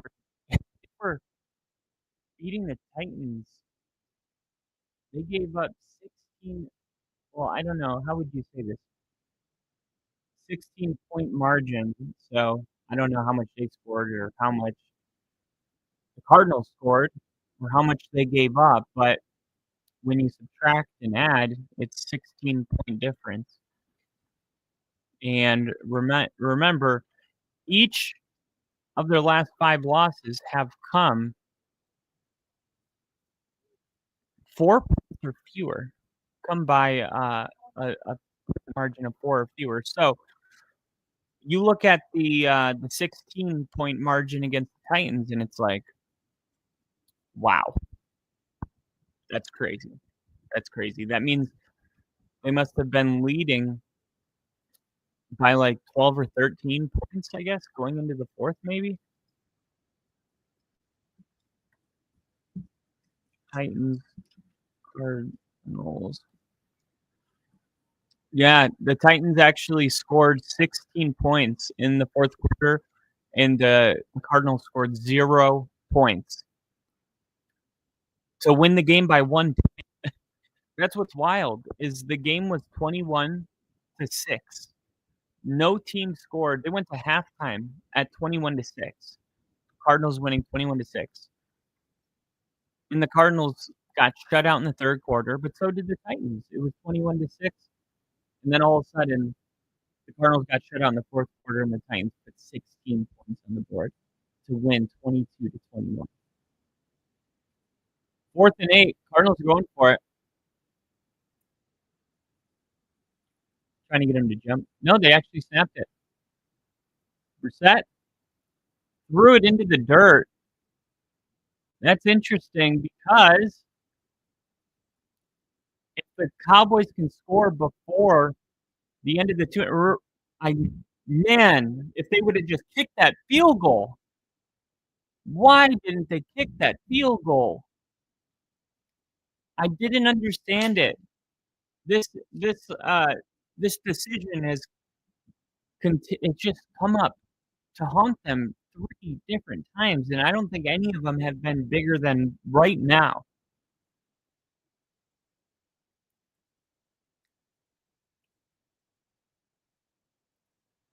They need enough time to kick a field goal.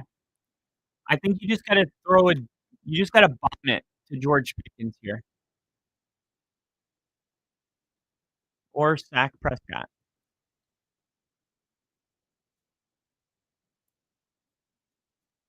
You gotta hurry up, dude.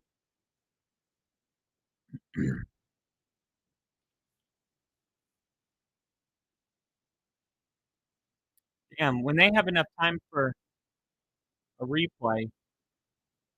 Dak going deep.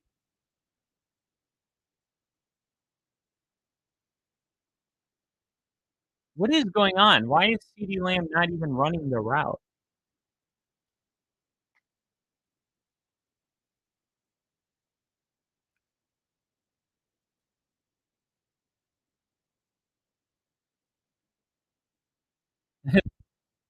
What is Kenny Pickett doing in the stands? I think Brissett is a better QB than Murray. Thank you. Thank you. Finally, I'm telling you, finally, someone else said it. I've been saying that, and man, get a lot of hate for saying things like that.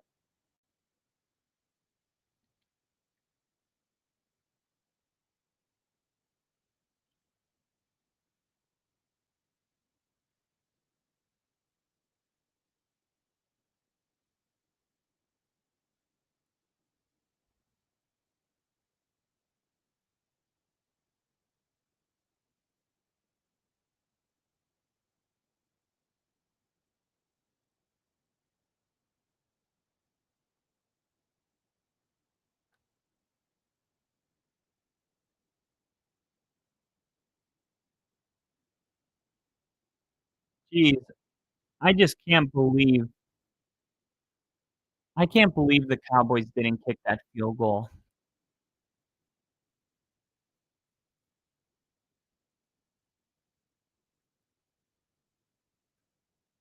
Let me ask you this.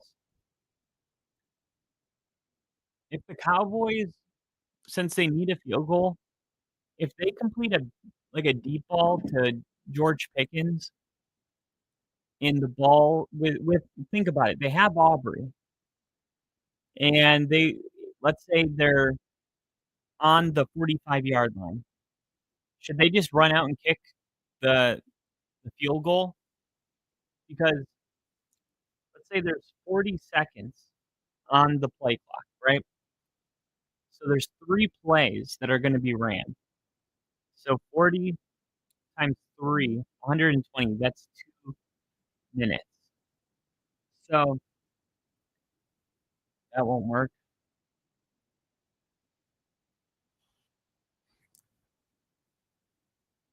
You're gonna need an onside kick.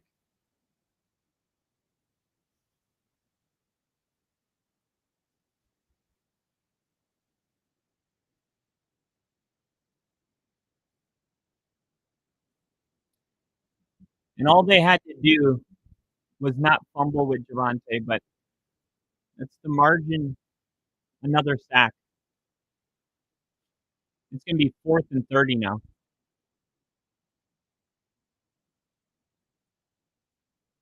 Dude, what's going on with this offensive line? Dak needs to Dak needs to do a better job of not getting sacked also.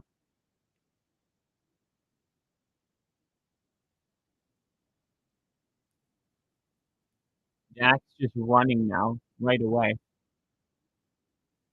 Throwing deep, interception. Cardinals win 27-17. Final score.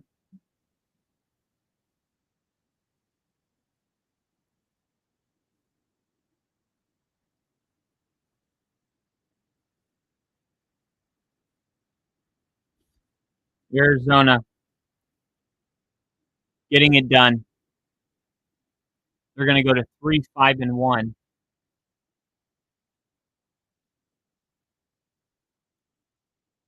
I told you, this Cardinals team is a lot closer. This Cardinals team's closer. They're 2-5 right now. And if we're talking about, if we're being honest, they're closer to 7-0 than they are 0-7. Even though they're 2 wins away from 0-7, it's just not the case. Remember, they've lost 5 in a row after starting 2-0 by 4 or less. Like I said, they're 1 more touchdown per game away from being 7-0. 1 more touchdown per game away from being 7-0. And that's why when you look at this team and you look at the offense, right? How many points are they getting per game? Well, before this game, because this game they were getting 21.9. How many points are they giving up per game? 22. 0.1 difference between how many points they're giving up and how many points they're scoring. But they come out here and score 27 points, which is right. They were scoring 21.9, so about 22. So not even a touchdown more, right? Just 5 more points than what they score on a typical Sunday. But here they are getting that 1 more touchdown the doctor ordered per game, and they win. They had an extra touchdown. If they just scored 1 field goal in the second half against the Titans, they would have won that game. All they had to do was not get shut out in the second half. Again, the Cardinals are ranked 30th in the NFL. 30th in opponent points per game. They give up almost 11 points in the fourth quarter per game. And it's a bad recipe when you're ranked 31st offensively in points per game in the fourth quarter. Only the New Orleans Saints are worse. The good news for the Saints is they're actually the best defense in the NFL in the fourth quarter. Very weird stat, I know. But the Cardinals, they have the perfect storm. They're the worst offense and the worst defense. So it doesn't balance out. It allows teams to come back like the Titans, score 16 points in the fourth quarter and win. Remember, against the Colts, they had the Colts. They did. The Colts were pretty much on their way to taking that loss. I mean, it was 24 to 17 going into the actually it was 24 to 17 going into the fourth quarter.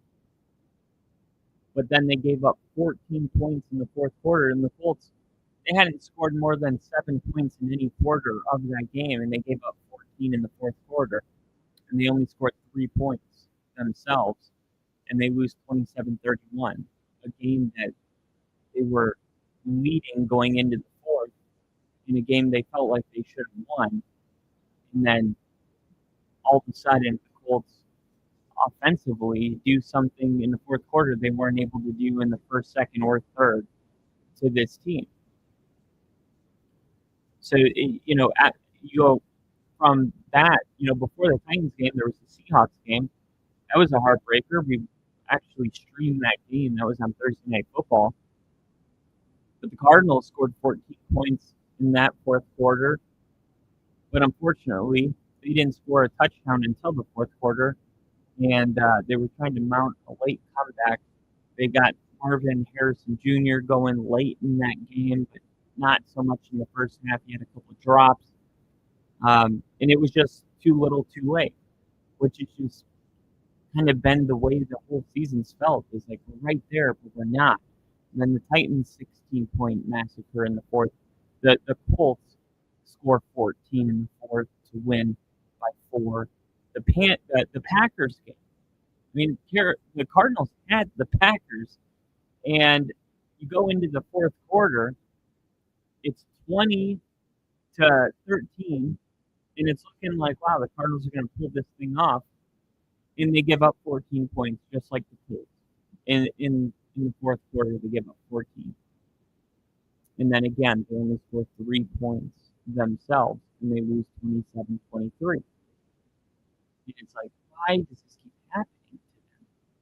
Why do they keep giving up multiple scores in the fourth, and then they can't get any points themselves? And then today it finally stops, right? They had the bye week. Their last game was October 19th. They come out here after 14 days, and all of a sudden you see what this team looks like. Now look, they got shut out again in the fourth quarter. And they're still like a competent head coach. He absolutely would have kicked the field goal when they were down 17 and there was 8 minutes in the third and it was 4th and 4, 35-yard field goal. And he goes, no, we got to go for it. It's like, why? You need the field goal. It's more important getting it down to a 2-possession game. That would have changed this entire game. And the Cowboys probably would have at least forced overtime. But it changed everything after Javonte fumbled it. It's like, now we have to use all of our timeouts. We get the ball back, but it's still a 2-possession game, and we're relying on an onside kick. And then all of a sudden you're like, hey, we just got to throw it deep every single play because you're trying to score before the 2-minute warning. So you, instead of having an entire 2 minutes and 20 seconds to drive down and score a touchdown, you're just basically throwing Hail Marys, and it just doesn't work out. But had the Cowboys made the right decision, I mean, the Cardinals, again, no points in the fourth quarter, only managed, to give up 7, which was the reason that they ended up getting the win. But I don't know if I'm like convinced that the Cardinals are all of a sudden a good team. What I do know is that they're not far away from being a good team. And if the Cowboys made some better decisions, didn't fumble the ball, didn't have all the turnovers, didn't, decline the field goal, I think the Cardinals could have lost today because that's just the type of team they are. They're just not there yet, but they're on their way. We got Ginger in the chat. Everybody give it up for Ginger. What's up, Ginger? Happy to have you in here. Only 10 points for Dallas's offense. Yeah.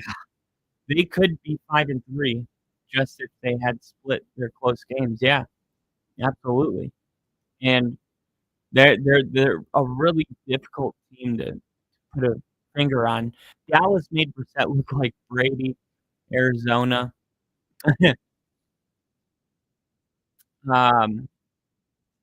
Yep.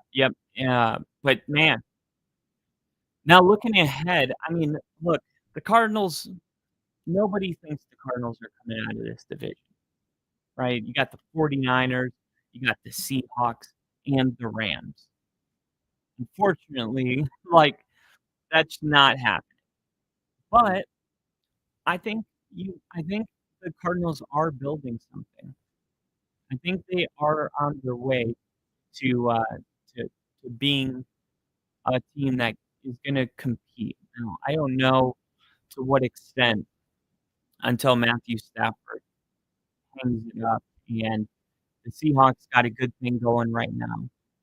And I'm not sure, with Brock Purdy and Christian McCaffrey, I just don't know where the Cardinals fit into this division. Unfortunately, if they were in the AFC South or AFC East, or I would say the AFC West, the NFC North, and the NFC West are the three divisions that are. It's the same thing with the Bears. It's like Caleb Williams and the Bears. It's yeah, they're a lot better, but they're in a division, and the Vikings are having a down year.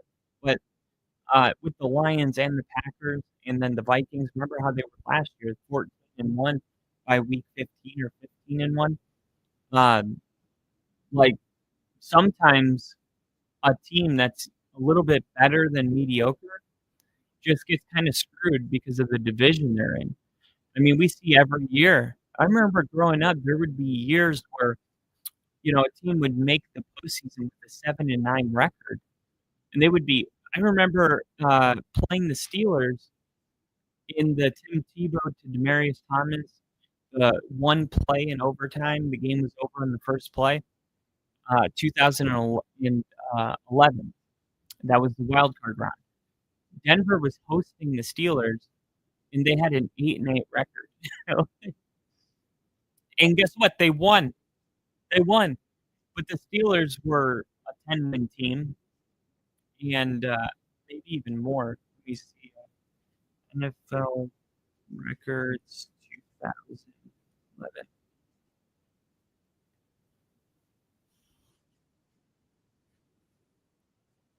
Denver Broncos 8-8, won their division, and then Pittsburgh Steelers were 12-4. Belay my last. The Baltimore Ravens won the AFC North with a 12-4 record.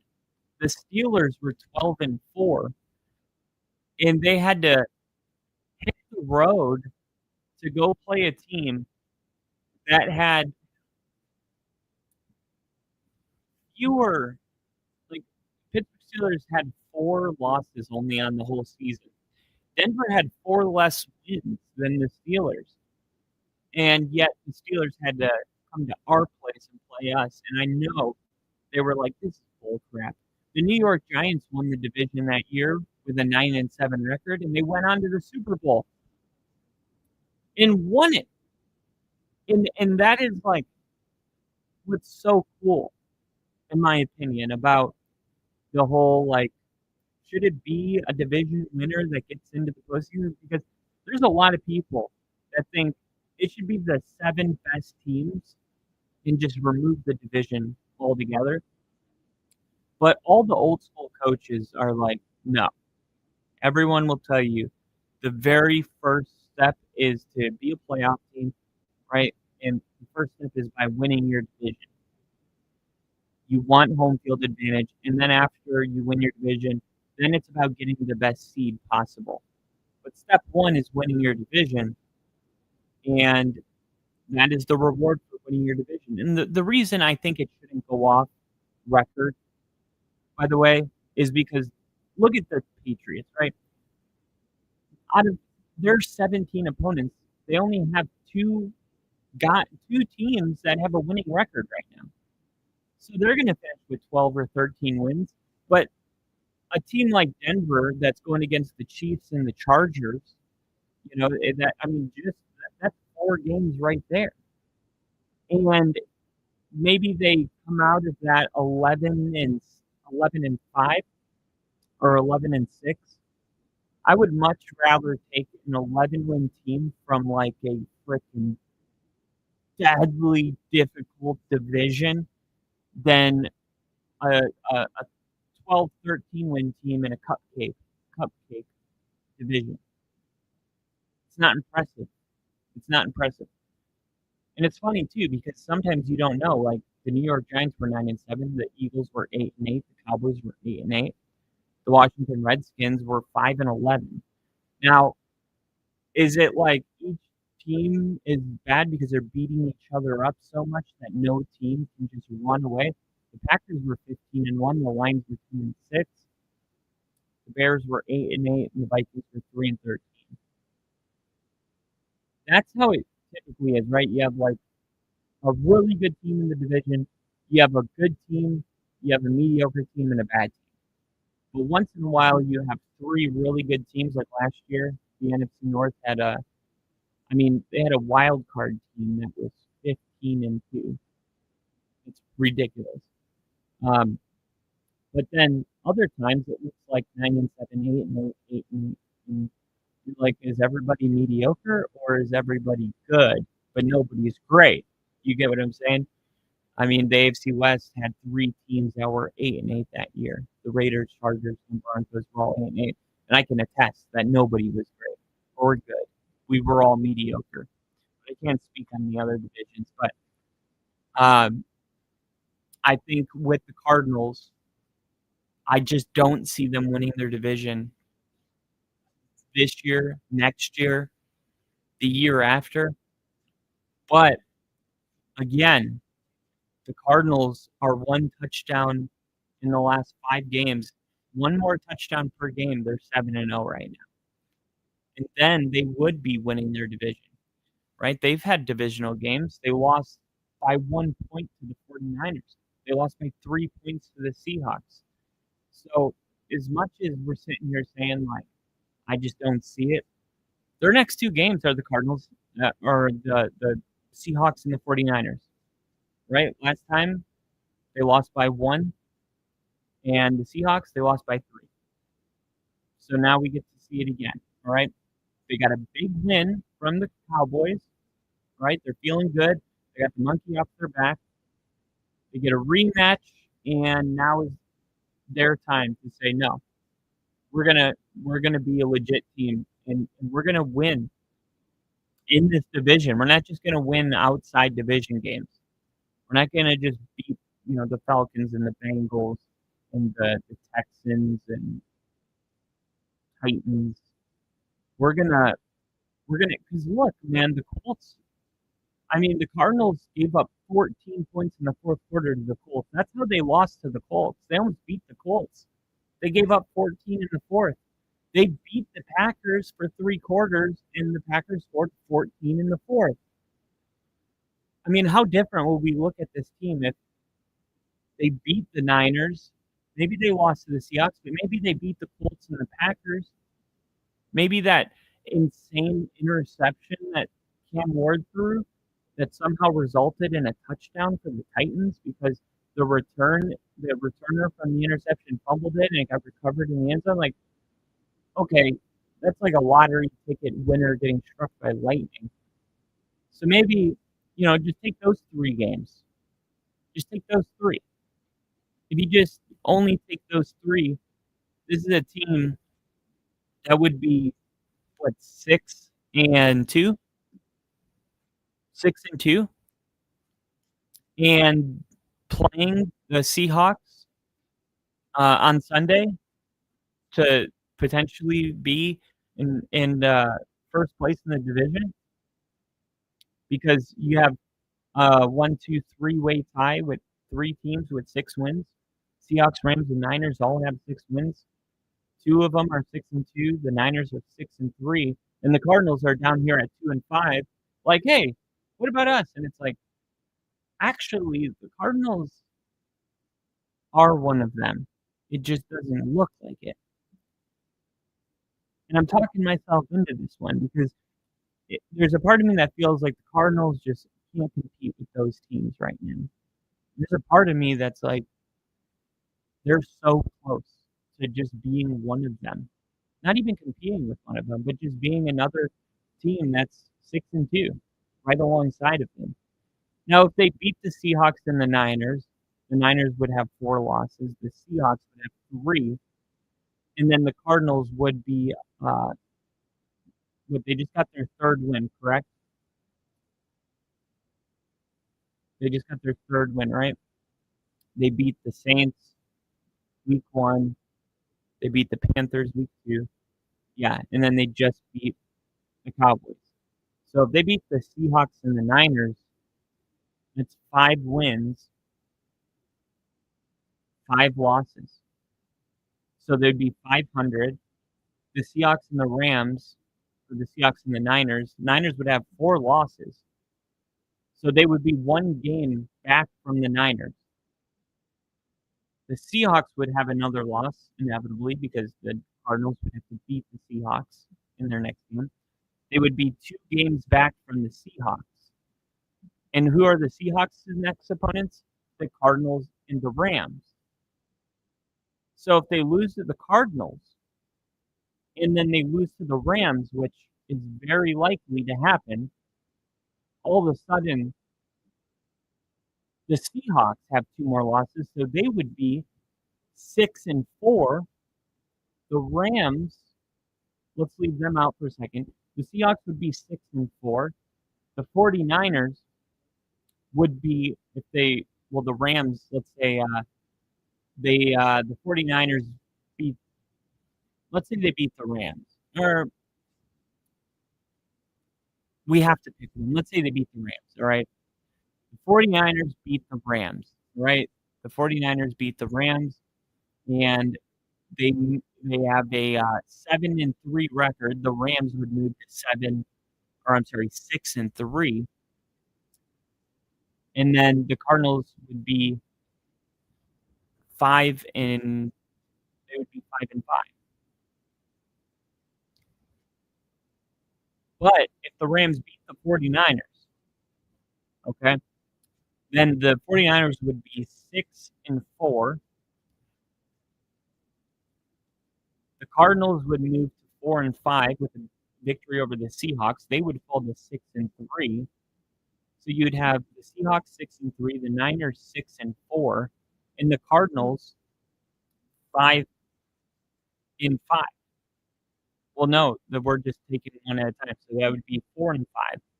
But then the week after that, the Cardinals play the 49ers, and if they beat the 49ers, all of a sudden, the 49ers would be 6-4, 6-5,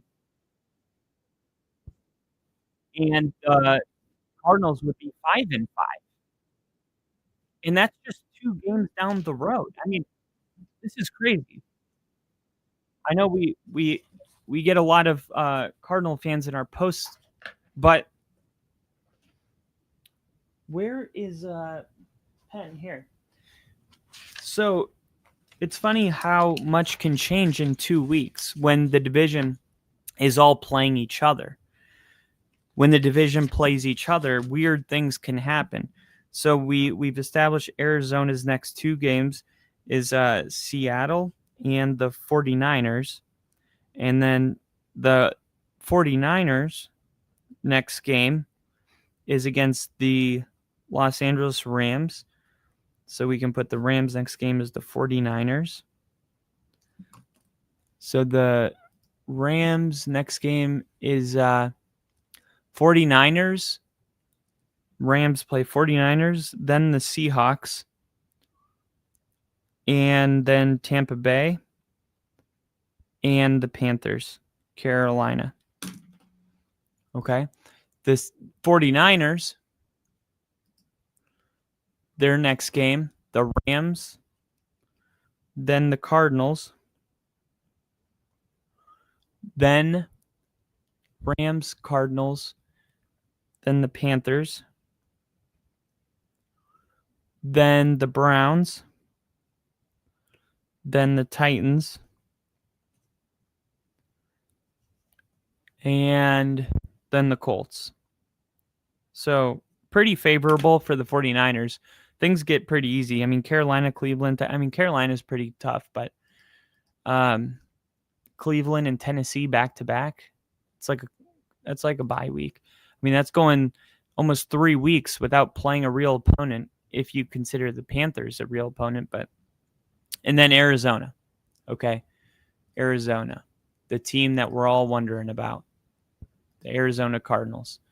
They got the Seahawks, then the 49ers, then they have the Jags, and then Tampa Bay.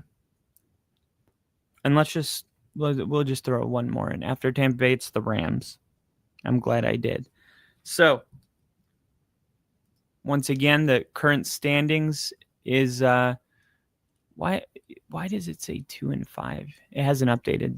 So we got 3 and 5, right? Because it's week 8 and they had a bye week.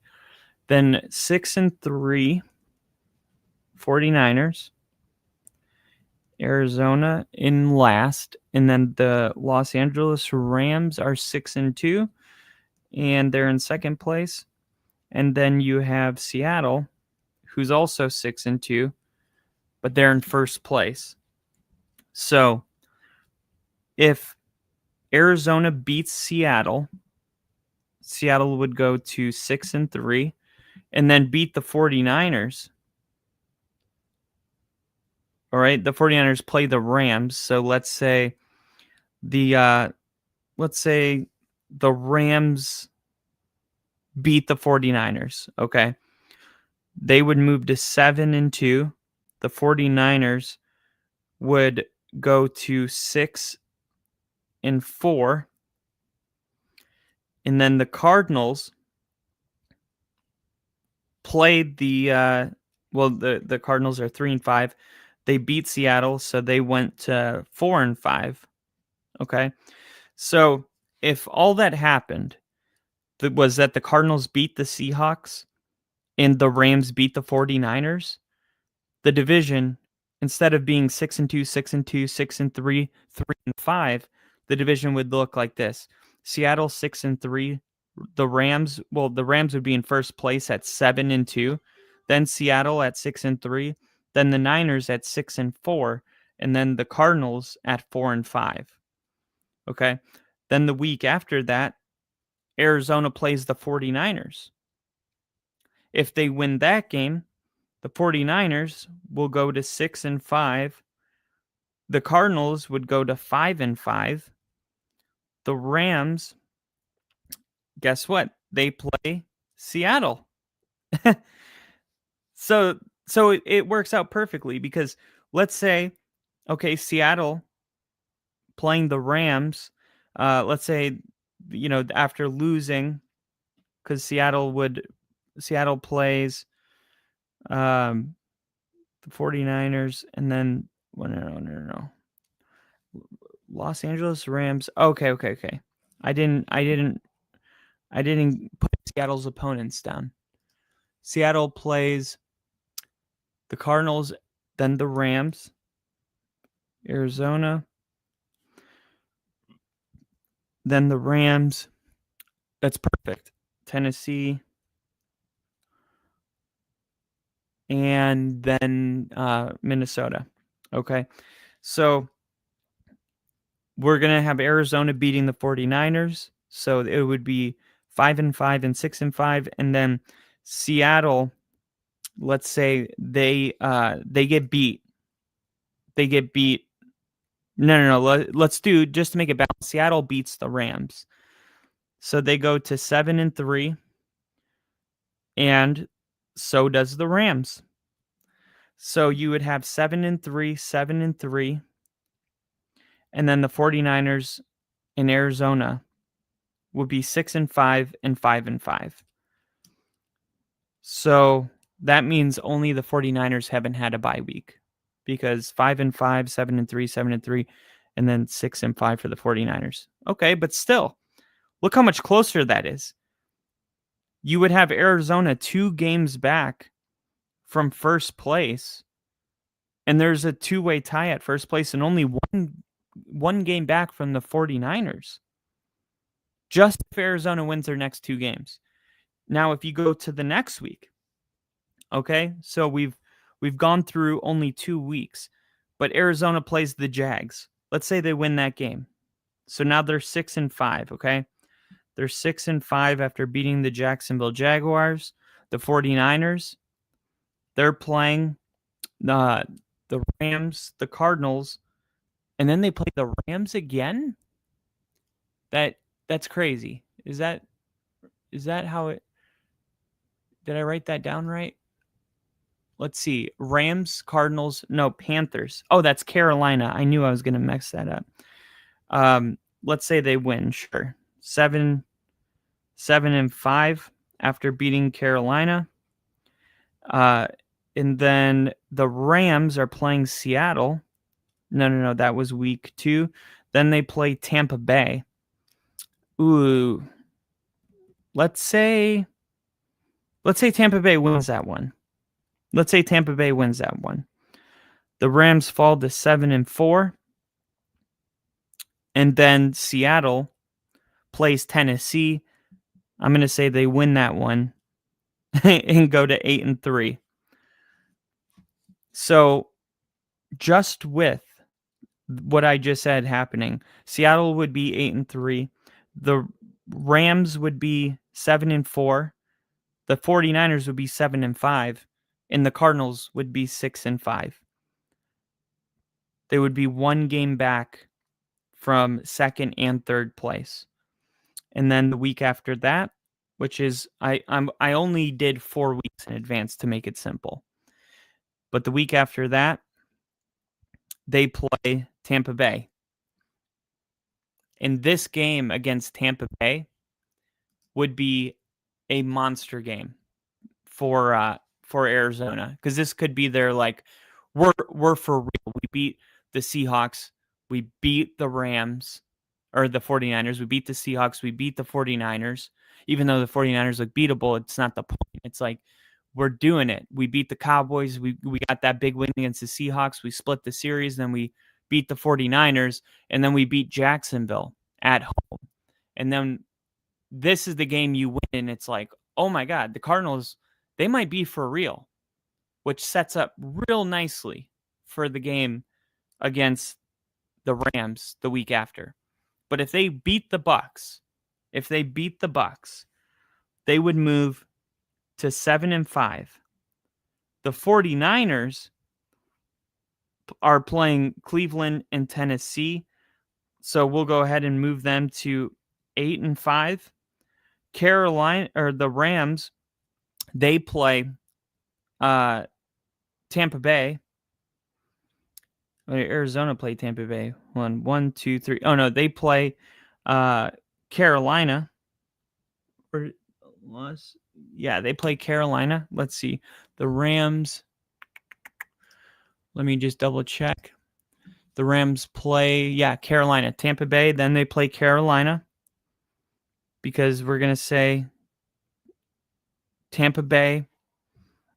Carolina was Tampa Bay and the Rams was the week before. And for the Rams, we had Tampa Bay beating the Rams.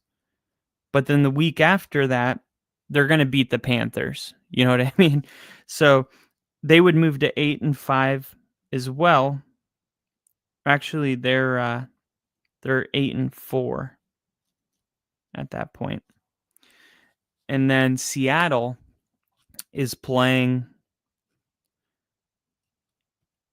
Minnesota.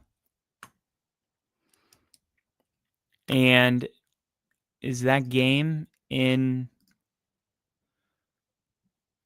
Let's see, where is that game? So they got Cardinals, Seahawks, Titans, Vikings. It's in Seattle. Seattle's been not playing their best football. They're actually playing better on the road. But Seattle, they're playing the 49ers, the Colts, the Rams, the Vikings, and the Falcons, and the Panthers in their last 6 games. They got at least 2 or 3 losses there.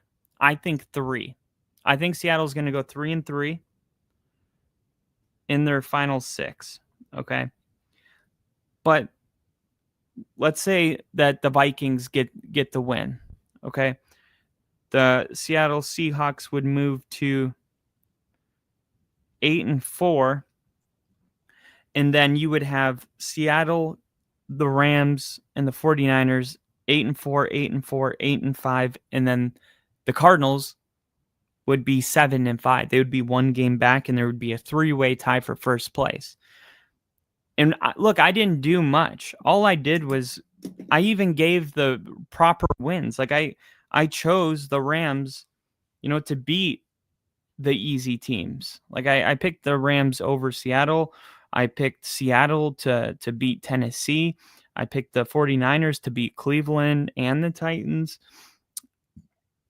The only thing that I did for Cardinals fans was to show them if they win 3 in a row, if they win against Seattle, the 49ers, the Jags, and beat Tampa Bay, right, that they're going to be a 7-5 football team. Seattle, 49ers, Jags, Tampa Bay, that's 4. They're a 3-5 team today. So that would be 7-5. While everyone else is around, you'll have one team that's 9-3. The other ones will probably be 8 wins. You'll probably have 2 teams that are 8-5, 8-4, and 9-3. The 49ers haven't had their bye yet, so that's probably the way it'll be. And then Arizona will be 1 game back. Look, that's in 1, 2, 3, 4 weeks. Like we haven't even gotten to December. By the time we get to December, if the Cardinals decide that, hey, the month of November, we're going to start winning football games. No more collapsing in the fourth quarter. No more scoreless fourth quarters. No more 16-point margin given up against teams like the Titans. We're not doing that anymore. We're going to start winning those games. And it started tonight. And now we're going to go beat those teams that we have been losing to. That 1-point loss against the 49ers, we're going to win that game in 2 weeks. The 3-point loss on Thursday night against Seattle, we're going to win that one on Sunday next week. And all of a sudden, you move only 4 weeks. We don't even get to December. And yes, Arizona is 1 game back. And guess what their first game is in December? The Rams, the team that I suspect will be the one team that is a 9-win team. They F around and win that game. And they're in it. They're in it. Now the difference is when you look at the Cardinals, they've gotten all their division games over with after December 7th, besides 1. They have to play the Rams to end the season. Okay. But by this point, they will have the Falcons, the Texans, the Bengals, and the Rams to close the season. The fact that they play the Rams twice. Now imagine, they're 2 games back from the Rams if the Rams move to being that one team that's 9-3. Arizona wins their next 4, 2 divisionals, and then against Jacksonville and Tampa Bay. They win those games, they will be 2 games back with 7 wins, 2 shy of 9, and they play the Rams twice. in their final 5 weeks, which means they would control their own destiny. Because if they win those games, they will make the difference. And then all you need on the other side is, the Seahawks or the 49ers not to win out, which is something that I have a hard time seeing happening because the 49ers can't win out and the Seahawks can't win out because they play each other January 4th. So, as weird as it sounds, if the Cardinals if they win the month of November, like they lose none of their games, right? I'm talking they beat Seattle, they beat the 49ers, they take care of those games and then beat Jacksonville, and then that Tampa Bay game's huge. Their final game in November, they win that game, and the Arizona Cardinals really do control their own destiny. They're considered a real legit team, and anything can happen from that point on. And I think that's incredible. I mean, think about that. This is the best division in football this year, and we had a team come into Monday Night Football that was 2-5, a game away from being a 2-6 football team and the joke of the league. And you're telling me if they have a really good November that they control their own destiny? Yep. And that's why it's so important not to get too carried away in September or October. I mean, every quarter is just as important as another one. You can lose a division in 1 month, and you can win a division in 4. You can't win a division in a month. But the fact that the Cardinals are lucky enough to play, like, this is what you want if you're the Cardinals. There's only one way back to the top of this division, and it's by the Rams, the Seahawks, and the 49ers all losing games. And sometimes that's out of your control. Sometimes it's not. When you get to play 1-2 divisional games in your next 2 games, you're doing yourself a huge favor. This is exactly what you want. Now, some people might look at it and be like, oh, it sucks. We got to play Seattle. It would be cool to get some momentum going. Who cares about all that? You should be stoked that you get an opportunity to control your own destiny by knocking Seattle and the 49ers down.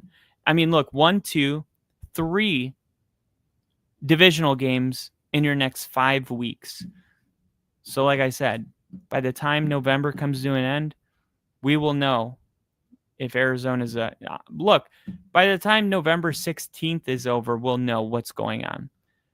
Because if the Cardinals beat Seattle, all of a sudden, everything's looking. And then if they turn around and beat the Niners at home the week after that, then it's on. It's on. And then they'll just have to, keep it going. So I can't understate this enough. It was a huge win for the Cardinals because it kept their season alive. And like I said, I don't believe you can win a division or even make the postseason in just one good month. But around this time of the year, you can lose the season in one game. And the difference between 3-5 and 2-6 can't be understated. It is massive. It is absolutely massive. 2-5 football team, it can turn around. I know that. We did it in Sean Payton's first year. We were a 2-5 football team, but the margin for error became 0. And unfortunately, we lost to the Patriots on Christmas, and that was like a must-win game. We were still able to get to an 8-9 record and have a respectable year, but that's the point. Like, if you didn't dig yourself into a 2-5 hole, Denver could have been a playoff team that year, but that's what they did. They went 2-5 in their first 7, so it didn't matter that they won every game in October. Unfortunately, they put themselves in that situation. So that is why the difference between 3-5 and 2-6 is massive, because that would just put the Cardinals in an unrealistic situation. Like, okay, all you got to do is sweep the Rams, beat the Niners and the Seahawks in back-to-back weeks, take on the Jacksonville Jaguars, and make sure you beat the Texans. And it's like, yeah, and you can't lose any of them besides one. You can only lose one, because once you get past 10 losses, it's like it's over. It's over. That's how I look at it. Like, if you're not looking to win your division and you're looking at that wild card spot, you're looking at 10 wins, right? And everybody knows once you get to 7 losses, that's it. You can only lose 7 games if you have real playoff aspirations. Now, once in a while, a team will get lucky, go 9-8, but trust me, that's the team that's sitting down on their couch going, okay, if that team beats that team and this team ties with this team, you don't want to do that. You want to control your own destiny. Make sure you have double-digit wins by the end of the year. That's all. Okay. Playoff standings currently right now, if the season ended after the final game of week 9 is officially concluded, it would be the Patriots with the number 2 seed. And I know there was a lot of misunderstanding on this yesterday. And I said, look, why are the Broncos in the 2 seed? It makes no sense. I guess it was a mistake, because now the Broncos are in the number 3 seed. The Colts are in the number 1 seed. The Patriots are at 2. Broncos 3. Steelers, number 4 seed in the NFL. How does that feel? After beating the number 1 seed in the NFL. And by the way, I'm seeing some videos. Daniel Jones not looking so good. Yeah, he definitely looked flustered yesterday.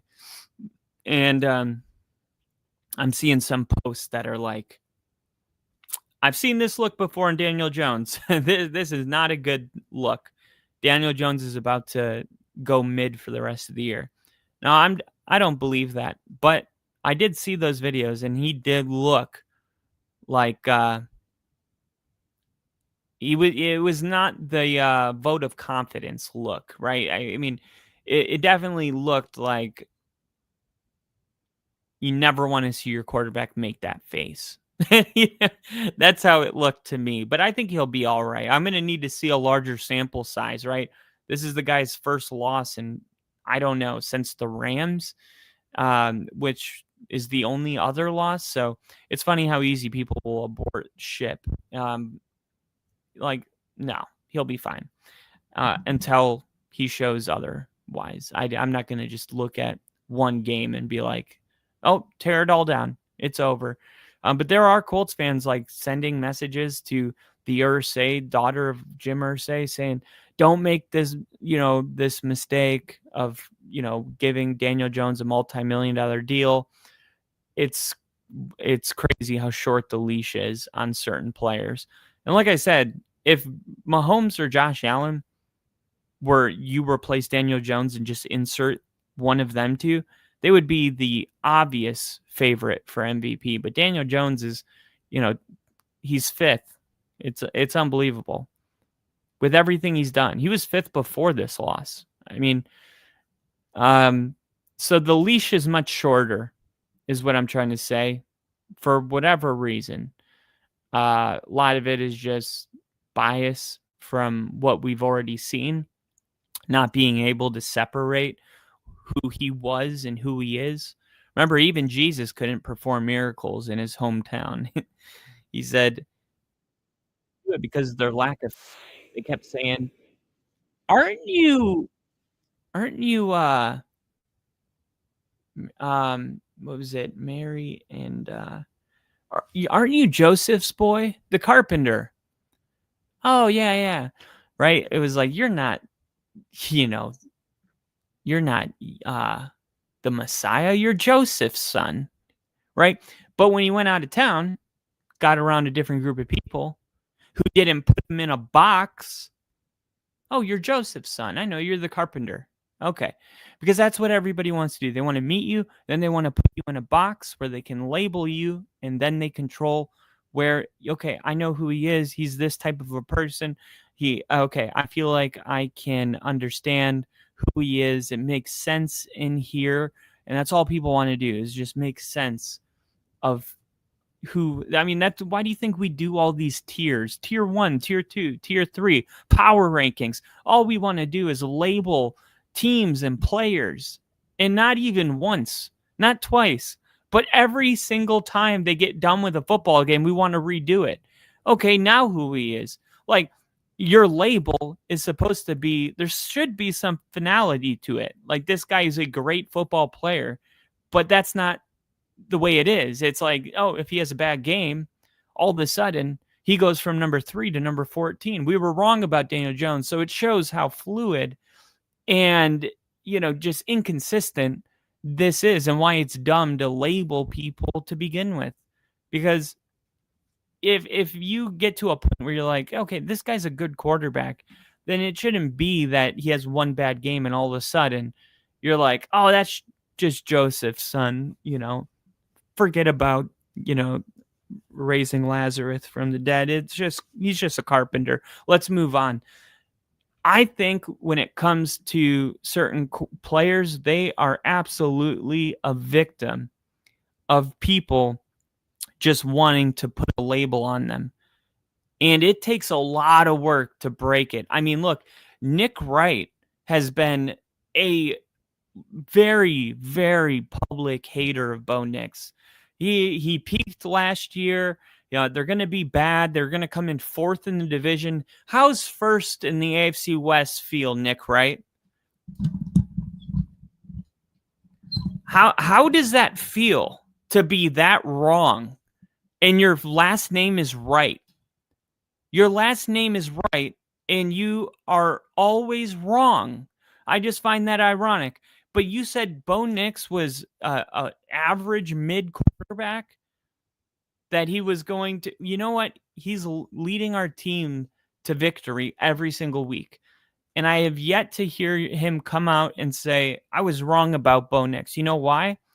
Because he already labeled him. It's embarrassing. He wants to be right. He's going to wait for just one time for Bo Nix to mess up, to go, see, he's holding on to it. Even at 7-2, while his team is a game away from being 500, he's still holding on to the possibility that Bo Nix will have one slip up that cost Denver a loss or cost them the win, and then he can come out and be like, yeah, see, I knew who he was. See, that's what I'm trying to say is the labels that people put on quarterbacks, when they're playing really good, they'll find a way to pour cold water on it. And when they're playing really bad, they'll find a way to say, yeah, see, I told you, right? Like I was just talking to someone the other day about the Patriots and it was actually a Chiefs fan. And he goes, yeah, you guys haven't played anybody. And then he goes on about all the teams that the Chiefs have had to play. And he throws the Eagles out there. And I'm like, yeah, we played the Eagles too. We beat them. And then all of a sudden he's like, yeah, the Eagles are a good team. I'm not sure what point you're trying to make. I'm like, okay, well, that's funny gaslighting. The point I'm trying to make is you just insinuated that we haven't beaten any good teams. And in that example, you said, look at the Chiefs. We played the Philadelphia Eagles. And then I said, we beat the Philadelphia Eagles. And you're like, yeah, they're a good team. I don't even know why you'd bring that up. What point are you trying to make? So you take teams, and depending on whatever narrative you're trying to twist is whether or not you think that team is a respectable opponent or not. Like I could take the Steelers and be like, we beat the Steelers. And I could say the Steelers have been, in the last 2 weeks before Sunday's game against the Colts, they were the worst defense in the NFL in points allowed and yards allowed. Or I could say they're first in the AFC North. They're 5-3. Their defense is crazy at getting takeaways, and they just beat who everybody considered the best team in the NFL, and they mollywopped them. I mean, they got, 4 takeaways? So which is it? It depends which narrative you're trying to twist, right? So I think when it comes to being like an honest fan, you have to really just look at everything equally, which is very hard. It's very hard to do, but I think I think that's the best path forward is like you got to question yourself like, do I consider this team to be just as good or just as bad when I'm trying to make this point as when I'm trying to make this point? Because that's when you can find the hypocrisy come out. Like the Eagles are 6-2 in their first, but I'm not even sold on them right now. Like I think they're good. Like I don't think you can be 6-2 and be a bad football team. But and look, there's a lot of teams that all of a sudden seem to have some issues, but like the Rams are the 5th seed and they're 6-2, and I would in a heartbeat I would take the Rams over the Eagles right now. The Eagles, like, they find a way to win, and that's fine. But the Rams are like, they're not, no one would say that about the Rams, like they're finding ways to win. And that only works if you're elite. Like you have to be an elite offense. Like last year, they were running with Saquon Barkley like insane, and that's why we didn't care that they were 31st in passing yards, because they didn't need to pass the ball. They played really good defense, right? They were an elite defense, and they were elite at running the ball. They're not an elite defense. They're not running the ball well, and their pass defense still sucks. So, yeah, the rules have changed a little bit for them. The 49ers, the injuries are catching up to them. The Lions are coming off a weird loss to the Vikings. The Packers just got beat by the Panthers at home. The Seahawks, they're looking like the best team in the NFC. I mean, honestly, I think you would have to put the Seahawks at 1. The Buccaneers are good, but they also, my same issue with the Chiefs last year is they kept winning games, by last second comeback. They're 5-0 in games decided by 3 points or less. That's not going to keep working. I'm not even sure how the Chiefs went 13-0 in games such as that last year. But the Buccaneers, like, no, it's like once in a while you need to just beat your opponent, like the way the Seahawks beat the Commanders, right? Like the way Denver beat the Cowboys, the way the Cardinals just beat the Cowboys. I mean, it was only 10 points, but still, like, a little bit of a buffer where it's like, yeah, we kind of knew the whole second half that the Cowboys were going to lose. I mean, we knew there was a chance they could come back, but the way the game felt the whole time was that this team was just playing better all day. You need some of those wins at this point in the season. The Rams absolutely have those. Remember, they beat the Jaguars like 40-3. The 49ers have that. The Lions have that. They're the 7 seed. But like Green Bay, I'm looking for it. I'm looking for it. Tampa, I'm looking for it. I'm looking for it. The Eagles, I'm looking for it. I'm looking.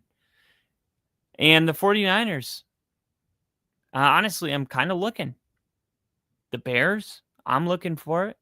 They got one good win against the Dallas Cowboys, which seems to be like everybody's get right game. But yeah, I mean, the NFC was, I said 2 weeks ago, the NFC was like better than the AFC this year. It's starting to balance out a little bit. Like the Colts, the Patriots, Broncos. I mean, there's not a single team in the NFC that's 7-2. The top 3 seeds in the AFC are all 7-2. And we haven't even got to the Bills yet, who most people probably think is the best team in the AFC. And then the Chargers, 6-3. The Jags taking that final wildcard spot. They're very hit or miss, unreliable. Same with the Chargers. Now Joe Alt's gone, so they're going to go back to being even more unreliable. But it doesn't matter because this playoff picture is not it. It's not accurate because the Chiefs are going to make it. The Ravens are going to make it.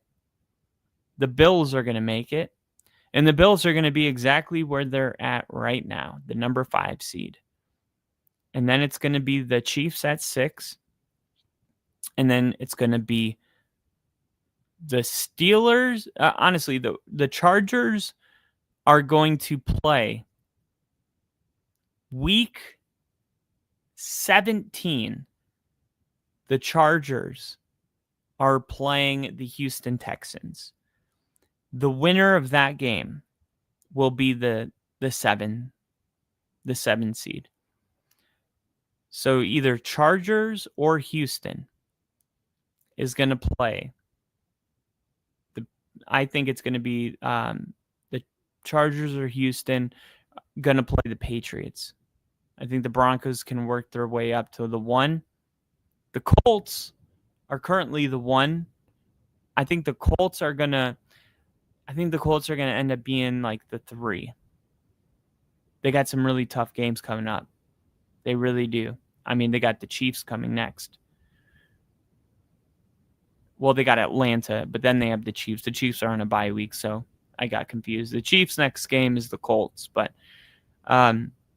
yeah, I mean, the way that I have the divisional round mapped out right now is kind of cool because it was the Broncos and the Chiefs, and it was the Bills and the Patriots, and then the wild card round you'd have the Colts playing the Bills. If they're the 3 seed, the 3 plays the 3 plays the 4, 2 plays the 5. No. The 1 gets the bye.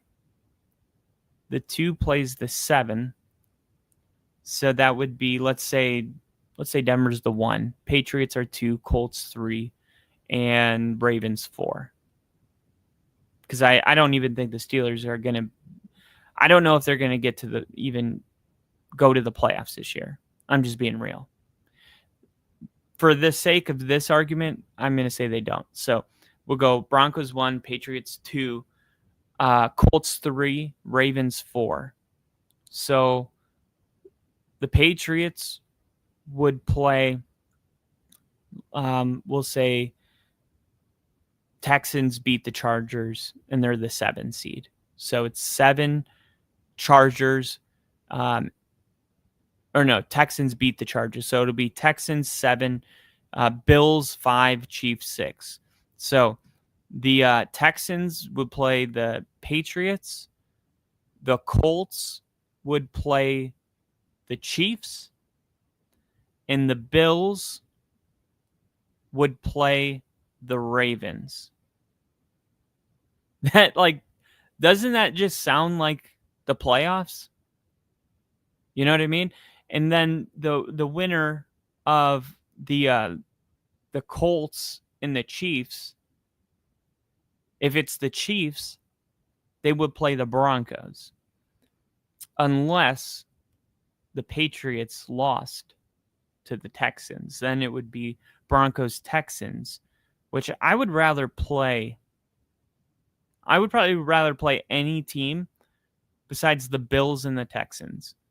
Like the Texans, they're not a scary team offensively. Guys, that defense is absolutely insane. When I tell you that the Texans are one of the fastest, most violent teams I've seen in some time, the way they fly around the ball, the coverage is amazing. Like, the Texans are a really, really good defense, and that is exactly what you don't want to play against in January.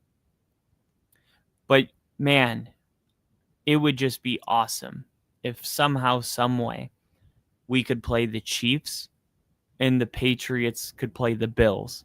Because it's like the 2 young quarterbacks going against. It's like, oh, we're going to get another Mahomes and Josh Allen AFC championship game. And then it's like Bo Nix and Drake May are just like, oh, that's cool. That's cool. That's cool. Watch this. Touchdown, Denver. Bo Nix. Touchdown. The Broncos have done it. They have beaten the Kansas City Chiefs. Drake May rolling out to his right. He's got him downfield.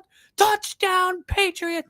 New England running the ball. That's Henderson to the 30, to the 20. Ramondre Stevenson, touchdown. All of a sudden, the Broncos and Patriots meet in the AFC Championship game. And it's like, I knocked off the king on the throne. And the other team's like, no, I knocked off Josh Allen. I knocked off Mahomes. Why aren't you talking about me? And then they get to lace them up, line them up, Broncos, Patriots for the Super Bowl. Which young quarterback drafted in 2024 should have gone number 1 overall? Now, people will say Drake May no matter what, but doesn't matter if we win that game. Or we're going to be a wild card team and we're going to get bounced in the first round. But I'm just getting excited over here because I'm starting to feel like I can actually see the way this is going to unfold. Denver's only got a couple more difficult games. Like, I mean, they got the Packers. They got to play the Chiefs twice. But, like, outside of that, it's like got the Raiders on Thursday night. We have to win that game. The reason I say that is because if we want to win our division, there's absolutely no room for losing to a team like the Raiders. That's exactly how we like choke, right? If we're going to split the series with the Chiefs and lose to the Packers, right? I'm adding in some like reasonable losses here. Then we at least have to win those other games against like the Raiders. We can't lose those. So we'll see. Thursday night. I mean, tomorrow's Tuesday, then it's Wednesday, and then it's Broncos Raiders. And we're going to be in our throwbacks. It's going to be magnificent. I'm so excited. But thank you guys, man. I think with the fact that we're less than 100 days from Super Bowl. We are less than 100 days away from the Super Bowl. I feel like I'm looking at my kids like, can you guys just stop growing up? Seriously, knock it off. I want to enjoy the football season. I just got here, and all of a sudden, we're less than 100 days from it being over completely. Like, it breaks my heart. And there's already so much time in between the AFC Championship and the Super Bowl. I'm not even counting, those weeks of no football, but I guess we have college football during those weeks, but still. Thank you guys for tuning in. I'm going to be going through the recap tomorrow. And actually, I'm probably going to have to do that tonight. Maybe I will. We'll see what happens. But thank you guys for watching Monday Night Football. Possibly going to take a quick 15 and jump on my recap. But I will see you guys on the next stream. You guys have been amazing. I love every single one of you, and I appreciate you all. I will see you on the flip side later. On the flip side later.